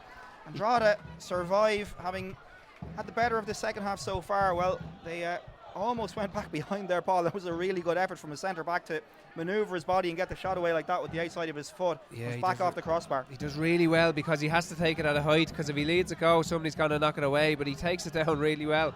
But he just clips it, as you say, with the outside of his left foot. The referee is given a free kick. There was a coming together between Ryan Brennan and Greg Bulger and Bulger. Respect between the old veterans there. Bulger with a pat on the back for Ryan Brennan. just right below us here. It's actually funny because I was watching the two of them. He plays him, Ryan. He's nudging him. He's into him. He's holding the bottom of his jersey very cleverly. And Greg gets involved then, but he shouldn't, and just bundles him to the ground. 1-0 Ryan Brennan. I think Greg knew he'd been done there. There was an acknowledgement with that little pat in the back. Here comes the free kick from Heaney. It's a good one towards the edge of the box, but there's no Drogheda player near it, and it's Pinacker all in his own who heads it away. The man who almost gave his side the lead about a minute or so ago. Inches away from finding the lead goal for his side. Ball across towards the edge of the box, headed away by Lafferty, and then Branafalk does well to add to it. Good touch from Barlow. He's got Levac making the run. It wasn't the best of balls, and then Levac just a little bit too keen to get to that one. Nudges Evan Weir in the back, and the assistant referee right there gives the free kick to Drogheda. Now here we are going to have a double substitution for Sligo. So it's going to be Caelan Barlow making his way off, and Gary Buckley is in, and it's Levac off, and it's Pedro Alves Carrera, a new signing who's coming in, or Pedro Martello to the abbreviated name. So a double substitution for Sligo Rovers. And Gary Buckley back, Paul. We talked about it before the game after that long layoff. Great to see him back there, and he's gone straight into the heart of that defence. Yeah, listen, everybody be glad to see him back. Them injuries are, as I said, are the hardest to come back from, and something Sligo badly need now is a fit Gary Buckley. It's a great ball in. Brendan's going to try and get onto that one. He just can't quite get to it, and it's cleared away. That's a great bit of play again from Pinacker. Touch on the chest, boots it away left-footed. So it's a change of formation for Sligo. We'll just keep an eye on this move for a moment. Mata gets the ball in. There's no one there except Conor Keeley. It was Rado Sablivic who was making the run into the box, but he just couldn't get there in time. So it's going to be a 5-3-2, I think, for Sligo. Or maybe a 3-5-2 when they're attacking, because Buckley has gone straight in there alongside Mahan and Pinacker at the heart of the defence. So it's going to be three centre backs, and presumably Lafferty and Branafalk might have a little bit more licence to push on down the wings. Certainly Pedro Martello has gone up front alongside Max Mata. So John Russell changing things around to try and inject a little bit more impetus into this Sligo attack. It's a good ball towards Martello from Pinacker, but it's just beyond him. And you were saying to Paul that he wouldn't have been happy, John Russell, with what he's seeing. So that's a change of formation. He's rolling the dice a little bit here to try and just get things moving in the right direction. Yeah, let's see. Does he gamble and go three at the back? It'd be a dangerous move, because they've been so disappointed going through the thirds. They haven't tried to play through the middle. They've been so disappointing in the final third. They're lucky to be 1-1 in this game. Drogheda have been dominant again. Like, credit them again. Like, I'm talking about part-time teams against full-time teams again. Listen, if you were neutral here, you'd think it was Drogheda United with a full-time team, but they need to get the foot in the ball. They've been able to the whole game. They need a little bit more. Max Mata is working off scraps, as we see.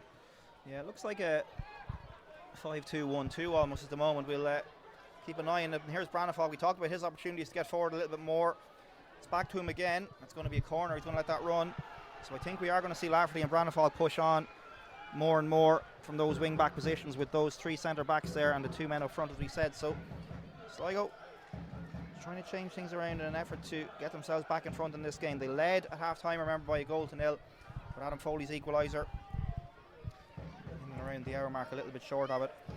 Drogheda level, and we are approaching the last 15 minutes of normal time here. A reminder again, we will have extra time and penalties if required.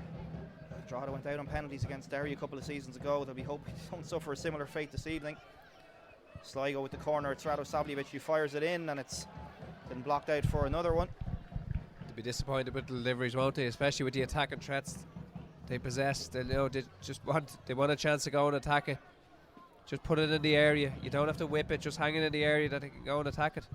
Corner number 5 for Sligo. All the big men are up once again, and it's towards Danny Lafferty. Just went over his head, and now Rooney can try and break. It's a good challenge from Greg Bulger, and it's Drogheda who win the throw in. Deegan, long one forward from Dale Rooney. Nobody there though, and Pinacker gets the shout from his keeper and nods it back towards Luke McNicholas. Paul, do you think both sides obviously would rather not go to extra time, but is that big of an issue given that it's another week until they play again? Yeah, listen, it's always better than travelling somewhere midweek, from a Drogheda point of view. Like, it used to be the case of, what are we, Friday?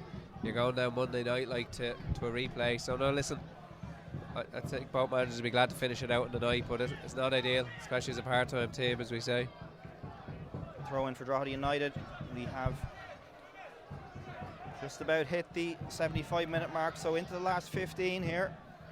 I just have a sneaking suspicion that there will be a winner here before we get to extra time, but let's wait and see. Ball played forward. It's a good header from Mahan. It's been really good tonight. Ball breaks towards Radosavljevic. Bulger tried to find Martello, but it's knocked forward, and it's Bulger who comes across again. Plays it forward once again. It's the new signing again, plays it forward, and it's towards Max Mata, but again it just skips off the greasy surface. And as we said earlier, he just hasn't had the sort of service he would like. Mata tonight, Pineacker as well. Just eased Dale Rooney out of the way. No contest there between those two. Pineacker is a giant of a man, but so composed. And now we're going to have a change for Drogheda, and we're going to have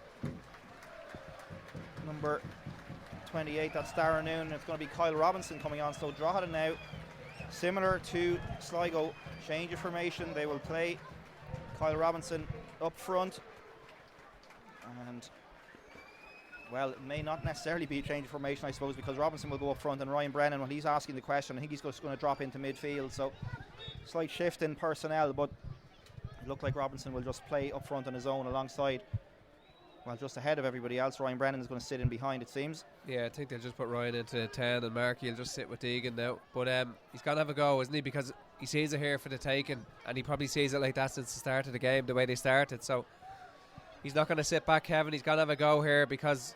Well, that's a great little flick from Max Mata. Not quite sure if he meant it, but it was off the back of his head. I think he did. Into the path of Radosavljevic. And that would have been the assist of the season if Radosavljevic had gone through and scored. Now it's a great cross in again from Rooney into a dangerous area, but McNicholas comes and gathers, and Kyle Robinson just introducing himself to the Sligo keeper, who bowls it out towards Martello, but it's intercepted by Deegan. And now Rooney once again can get the cross in. Mahan clears it as he's falling back. There's nobody on the edge of the box to pick it up. Now here's Foley. He manages to backtrack to gather it. Heaney can get the cross in with his right foot. It's a decent ball in, but Bulger again heads that one away. I'm not quite sure he knew where it was going. Laverty saves the corner, but he's only played it back across to the far side where Weir picks it up. Rooney. It's a good play. Weir gets in. The cross comes in, and there's a couple of players there. Another shout for a penalty there. Well, it looked like. And now Daniel Lafferty, I think he's going to be in a bit of trouble if that's been seen. Yes, and it could be a penalty as well. He is gone. It's a straight red card for Daniel Lafferty. There's a bit of a scuffle on the ground between himself and Robinson, and that's going to have to be a penalty, Paul, surely. Yeah, listen, it's afters though. I'm looking at the referee here now to see his body language. It has to be a penalty. The linesman's get involved. When it happened on the ground, I actually seen the afters, but the linesman didn't flag to help the referee out, which I thought he would have. So the referee's had to spot it himself. But listen, they've tangled like two worms on the ground. We've seen them wrangling, but he's reacted straight away. You can see it. And it is going to be a penalty. It's going to be Ryan Brennan to take it. We'll have another look at that if we get a chance before this penalty is taken. Ball was played in. Bit of a wrestling match between the two players. Well, we won't get a chance to see it now because the penalty will be taken. So at the same end that Max Mata gave Sligo the lead in the first half, Ryan Brennan has the opportunity to put Drogheda 2-1 ahead. Sligo Rovers down to 10 men after that straight red card for Daniel Lafferty. He had been booked earlier, but he got a straight red there. I'd like to see that replay again. There was a little bit of a scuffle on the ground. It was quite hard to see what exactly happened. And now John Russell looks like he's going to be getting spoken to, or perhaps one of his staff. And it's a red card for the Sligo backroom team, and now the fourth official is having to intervene. Like, the referee's got it right again. I only spoke about it a few minutes ago how good he's been tonight. He's got it right. I don't know why the Sligo bench are getting involved.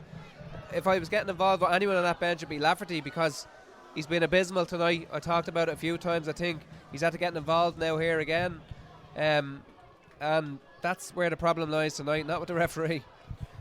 So Ryan Brennan, who scored last week, 3 goals so far this season. Opportunity to give Drogheda a 2-1 lead as we approach the last 10 minutes. Up he comes and he sticks it away down the middle. Drogheda lead by 2-1. All his experience there, Paul, waiting for the keeper to go and put it down the centre. It's cool, isn't it? As I said, it's the way he's playing, it's the way he's performing, it's everything about him these days. Very cool. Not going to smash it left or right, and the keeper's so frustrated because it's one of them that you actually dive and it just goes up over your foot. I think he nearly gets a foot on it, but how cool and composed is that in the 80th minute with the game at 1-1. Here's the replay of the incident again. Now it'll be very interesting to see this one. It was Rooney again, a lovely little spin from him. Weir put the ball in. Lafferty's holding on to Ryan Brennan there, but there was nothing given at that point. But it's what happened after this. You can see it there just in the back of the camera. It's hard to see exactly what happened, but it's just at the back. I seen it happen, but it's just outside the edge of the camera. You can see him getting spun on the ground. Yeah, well, whatever the referee saw, it was definitely a straight red, so he must have deemed it to be fairly serious. It was hard to see from that replay if it was anything more than a bit of rolling around in the ground and a bit of pulling and dragging, but in any case, Drogheda got the penalty. They lead by 2-1, and they have just under 10 minutes plus whatever the referee adds on to see this one out. I did say a few moments ago I felt it'd be a goal before we got to extra time. I wasn't sure who was going to get it. Drogheda have, but whether they can hold on now, Paul, that's the big question. Against 10 men, we spoke before the game about your FAI Cup semi-final experiences and leading against 10 men and not seeing it out. Drogheda need to do that now. Yeah, sometimes it can be harder, can't it, to play against 10 men. Sligo now have that kind of nothing to lose. 10 minutes to go, 10 men, so you'll see them having to go. But listen, it's Drogheda in the ascendancy again. And they'll be really keen to push on and maybe try and get a third and put this one to bed. Right, or Evan Weir, who he hangs that one up high and mighty, but it's dropping for Pineacker, who's under pressure from Robinson, who, as I said earlier, made a lively appearance off the bench last week against UCD for his Drogheda debut. Heaney, no free there, play on, says the referee. Morahan tries to slip it through the legs of Markey, it breaks back to Morahan.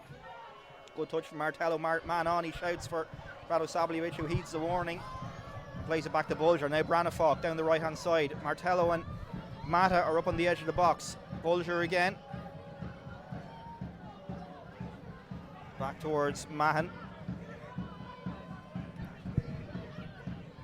Morahan on the halfway line.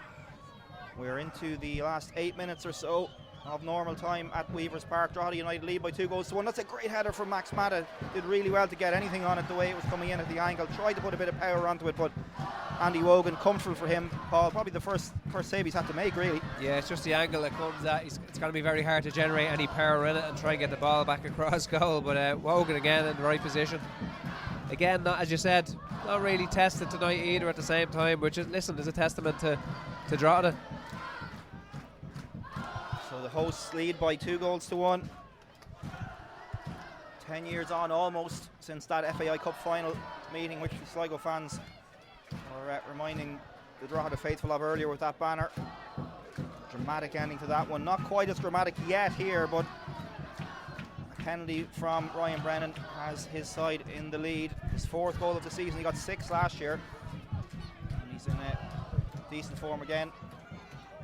And there was no doubt about it that he was taking that penalty as soon as it was given. He grabbed the ball, gets up and wins a really good header, Paul. We talk about it a lot, but he's got such a good spring for a man who isn't the tallest in the world. Yeah, it's the hang. I always say it's the hang. He just comes in around the side. He just gets up early. It's that kind of leap, but and strong then when he gets his arms up as well.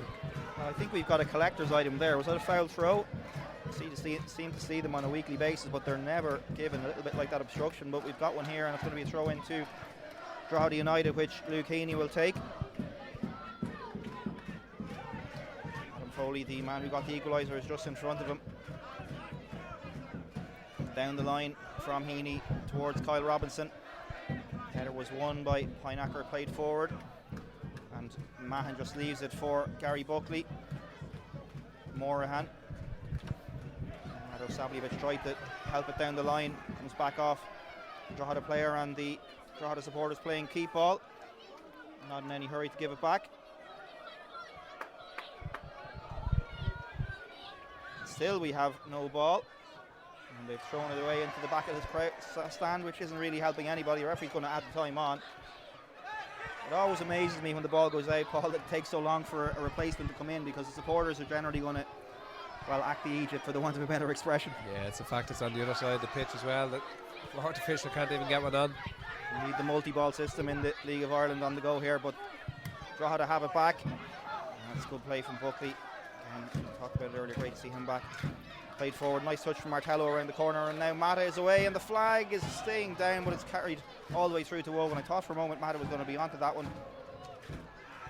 Through to the Drogheda keeper. Better though, isn't it? It's more what you would have expected to see tonight. That little one touch around the corner, the 10 dropping in, and little balls down the sides of centre halves. We haven't seen enough of them tonight. Listen, if this game finishes 2-1 tonight, they can have no complaints from me. And you're saying it yourself, they haven't done enough tonight. They really haven't. Drogheda have taken the game to them since the start, and they've started the second half the same way. Robinson backing into Mahan. Mahan won it, and now it's Evan Weir down the left hand side. Himself and Rooney it was that combined, and Weir has a goal from distance, and speculative effort from Evan Weir. Not noted for his goal scoring, no goals so far this season, but combined very well down the left hand side for that equaliser, as himself and Dale Rooney do on a weekly basis, and Darren Markey often comes across as well to get involved. Ball played forward, Keeley gets a flick on, and it's all the way through to Max Mata, who does well to get anywhere near that one. Wogan did well to block it away, and was brave. Keeley says, I have this one under control. He plays it forward to Rooney. Mello hits the deck. Some coming together in the box, isn't it? After 2 penalties already being given. I mean, you know, these decisions are tight, but Wogan does well, but he looks like he might be down with a knock now himself. The Drogheda keeper is down at the minute, and the Drogheda bench want the game stopped. He's picking himself up, but he might do well to. He's only 17, but maybe just to sit down and take the attention. He might just do that now. He might put the ball out. Andy Wogan. And as we said, Paul, he's only 17, but I'm sure he's enough experience to know to just go down and get a bit of attention. I need up a few seconds. Exactly, yeah. He needed it a couple of minutes ago. I don't think anyone's seen it, though, only us up here. He's got a knock, obviously, with that coming together with Max Mata. Let's just hope it's not too serious. Really bravely coming out there at the feet of the Sligo Rovers striker. Them things, what he does there, like if anybody is looking at him, and there is whispers that maybe there's clubs looking at him already. That looks simple, but at 17 years of age to be in them positions, like that's where Drogheda were having trouble. We know that without talking about people, but that's where they were having trouble. Yeah, them things look simple, and people just turned their head away because he was there. He was there because of his positioning, like, and at 17, that's why. Listen, if there is eyes on him, it's that sort of thing at that age, like that you're not supposed to have, like, you know, and he seems to have all those little attributes already at such a young age. Yeah, he's shown a huge amount of composure in the. What has he played now? His 7th start for Drogheda. Made his debut against Shelburne. That defeat a little while back, and he certainly looks like he's been around a long time still, such a tender age. Good flick on, good win in the air from Robinson against Mahan. That's no mean achievement to beat Mahan in the air, the performance he's put in tonight. Back again to Deegan, Markey, Heaney plays one down the line for Foley to chase. Mahan will just come across and shepherd this one out, you feel, and he does indeed. A little bit of pressure from Adam Foley, but he saw it out. We are into the last 2 minutes of normal time here. Drogheda United have turned a 1-0 deficit at half time around and lead by 2-1. They are on the brink of making it through to the second round of the FAI Cup. As Paul said earlier, 4 wins and you're into a final. Such is the nature of the competition, and we talked about as well, one of Dundalk or Shamrock Rovers are going to bite the dust on Sunday, and one of Shelburne or Bohemians are going to go tonight. Shelburne are still, or rather Bohemians are still leading by a goal to nil. Finn Harps are 1-0 up against Kilbarrack, and UCD 3-2 up against Cove.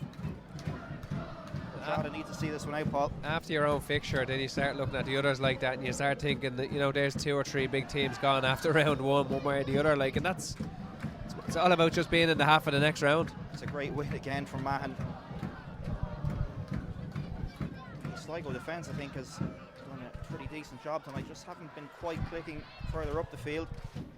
It's a missed kick from Heaney, and it gives Sligo Rovers an opportunity to apply some pressure. We're into the last 30 seconds of normal time. It's Moorhan.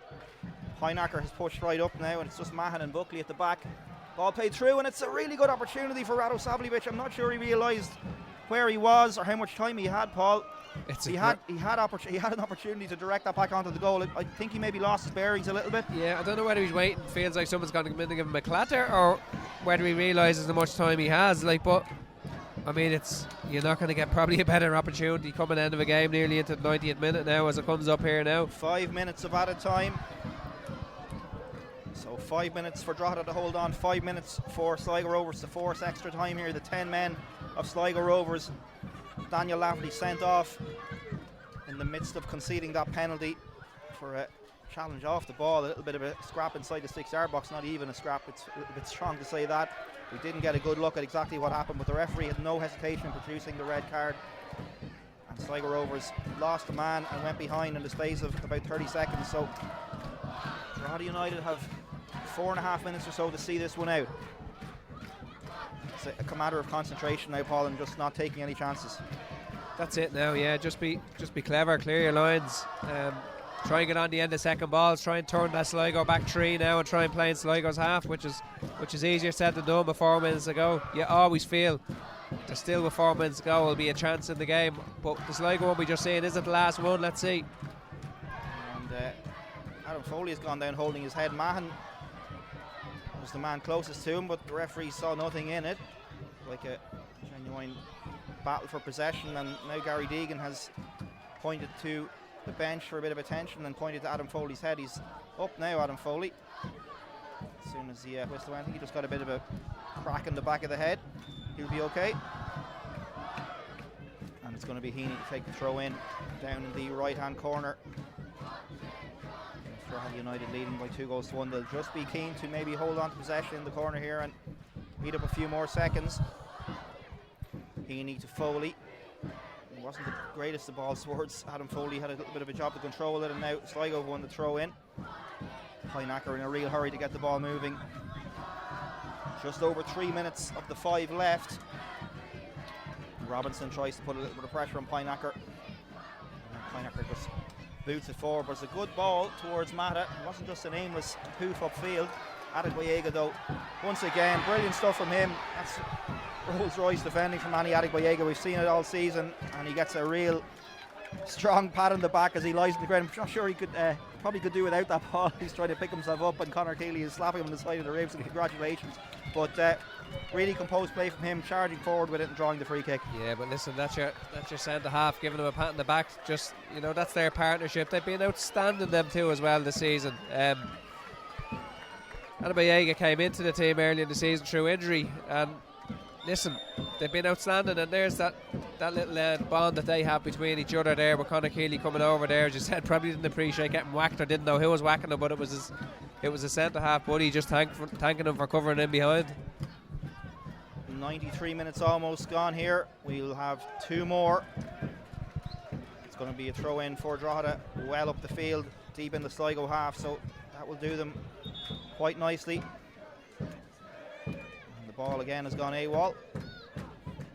It's the balance they have around the team. It's that tightness they have, that they're picking out 12 and 13 players every week all season. I mean, Weir and Rooney will give anyone trouble on their day, as they have again tonight. You've got Ryan Brennan, who's playing anywhere and playing outstanding in any position. You've got them 2 centre halves. You've got a young goalkeeper now in goal, and you've Adam Foley scoring goal. So everything's right at the minute. You've Gary Deegan in there, who's looking like he's 26 years of age. Daryl Markey, who's creative in them areas. So they've great balance around the pitch. But I hope I didn't leave anyone out. But it's ongoing work, and it's just every week in, week out. Oh, and the brawl is broken towards Kyle Robinson. His touch was a poor one. He just couldn't quite take it in. I think he was a bit surprised that it came to him. Bulger plays one forward towards Mata again. Adegboyega gets a touch on it. It's going to be a throw in, which Radosablic leaves for Bulger. Real urgency now. Heinacker wants it in front of him. He gets it as well. But again, it's a foul throw, and Greg Bulger is furious. And Paul, honestly, I've seen quite a few foul throws all season. I haven't seen any of them penalised, and we've seen 2 against Sligo Rovers. I can feel a little bit hard done by there. Yeah, you always do when they're giving against you, especially at this time of the game when you're just hoping to get one more chance. Like, there's probably nothing more frustrating. We're into the last 30 seconds here. That might have been Sligo Rovers' last opportunity to forge an attack and try and force an equaliser. Down the line, Pynacker gets up and wins the header. Ryan Brennan tries to hold off Martello, and he does well, the new striker, and that's a free kick from Ryan Brennan, and a silly tackle as well from him. Really didn't need to make that challenge. And now, Paul, Sligo Rovers have an opportunity to put this ball into the box. Greg Bulger is still arguing about that foul throw. Yeah, like they've serious height difference here now as well. We've said it, like, can they make it count? There's probably looking like the last chance of the game here with the clock running down. Here's a replay of that free kick, and like Martello was going nowhere there. He didn't really need to hang out the leg, Ryan Brennan. But now there's an opportunity. McNicholas has gone forward. This has got to be it from Sligo Rovers' point of view. It's now or never. We've gone beyond the 5 minutes. We're into added time, at the end of added time, and Branafog needs to deliver a good free kick here. Hands in the air, bends it towards the far stick. Up go the bodies. It's broken back off. Drogheda defender, and then it's McNicholas who toe pokes it over the bar, and I think that will be it. Goal kick to Drogheda United. Time is surely up, Paul, and well, a nervous finish for Drogheda there. They probably didn't need to put on themselves, but they look like they've seen it out. Yeah, and that's why goalkeepers shouldn't go up at any stage of the game. That's just false. Somebody just actually just kicks it over the bar. Yeah, listen, I said it before. We'll talk about it probably in a couple of minutes, but they haven't been good enough tonight, Sligo. It's not a Sligo side that I'd be used to watching. They haven't had anything creative. They haven't been good in the middle third. They haven't played through the phases. They haven't offered enough tonight. They haven't hurt Drogheda enough. And there goes the full-time whistle. Drogheda United are through to the second round of the FAI Cup. Nando Pynacker kicks the ball in frustration and almost takes the head off Dale Rooney. But Drogheda United have seen it out here. They were 1-0 down at half-time after that penalty was awarded in the 42nd minute for the foul on Stefan Radosavljevic. Max Mattis stood up and fired it home emphatically. Drogheda United found the equaliser early enough stages in the second half when Adam Foley finished well. We thought it was important for him to get that equaliser. It was 57 minutes when Foley fired home from close range after his initial header was saved well by McNicholas, and then Ryan Brennan stepped up with 10 minutes of normal time remaining from the penalty spot as well to finish it off and give Drogheda a 2-1 win. And Danny Lafferty seeing red for that penalty concession as well. And now let's just have a quick look at those highlights. There's a few stewards on to try and deal with a few young supporters coming onto the field. Here is that penalty from Max Matta, Paul, and as you said, a bit against the run of play, but he stepped up and he fired it home. Yeah, no chance for Wogan, is there? It's, as I say, he's buried it in the corner. Here were the early opportunities at the start of the second half for Drogheda. John Mahan rather is over, and the Sligo assistant manager as well, just having a few words with the referee. Paul, they're not happy. No, he's still taking cards out there, and he's telling anybody who comes over. He's already given out a couple of yellow cards after the final whistle, if you're still listening in here. I think it was Ryan Casey, the assistant coach, who was over there, and there's Kevin Doherty just saying a quick thank you to the referee, but there's several Sligo players over there. Dara Doyle is over there trying to get them away. It's David Cawley as well is there in his bib, and Dara Doyle is trying to get Rado Sablevic away as well. If I was John Russell or any of that coaching staff now, I'd be bringing them players over to them fans now and thanking them for coming up tonight and getting them away from any officials, because it's just an excuse to them over around the officials. They've been awful tonight. They haven't been good enough. They haven't showed up, and that's the reason why they lost the game, and it's nothing to do with the referee. He was excellent tonight. It was a red card for the penalty, and they've only themselves to blame. It's nothing to do with the referee. So go over and thank your fans for coming up and not performing tonight. That's what I'd be asking to do. Disappointing result for Sligo. That was the goal a few moments ago we saw from Adam Foley. That was the effort from Dale Rooney, which was just over the bar. And then this was a little goalmouth scramble. I think this is the one that came back off the crossbar. It broke to Pynacker, who just outside of the boot. Does really well, doesn't he? Back off the crossbar. And that was when the game was at 1-1. And here was the goal, the lead goal for Drogheda. It was Weir and Rooney combining, ball into the box. Now you can see in the centre of your shot there a little bit of a wrestling match. Initially looked like a foul straight away, but the referee was playing on, and then it's that maybe swing a there. Swing of the arm from Daniel Lafferty. He got a red card, and up stepped Ryan Brennan in such good goal scoring form after his goal against UC last week. The keeper did get a toe on that one. Yeah, I think he did. I think straight down the middle, but just look at it again. I didn't actually notice it on the first run of this, but it looked like he just got a foot to it, but just a little bit too high, and Ryan Brennan gets his 4th goal of the season. It puts Drogheda through to the second round of the FAI Cup. The Sligo Rovers fans file out over on that far side. A miserable enough evening weather-wise for them, and in the end, the result disappointing for them as well. But that is the full-time score here from Weavers Park. Drogheda United are through to the next round of the FAI Cup, and Bohemians are almost there as well. They're still 1-0 up against Shelbourne into the 90th minute there. It's full time in all the other games. We'll just give you those results before we sign off for this evening. Kerry 2, Ringmahon Rangers 0, Kilbarrack United 0, Finn Harps 1, UCD 3, Cove Ramblers 2, and Wexford 3, Avondale United 0. That is just about it for our broadcast tonight on LOI TV and LMFM. Drogheda United are through to the next round of the FAI Cup. Sligo Rovers go out. Thanks very much for watching, and we'll speak to you again very soon.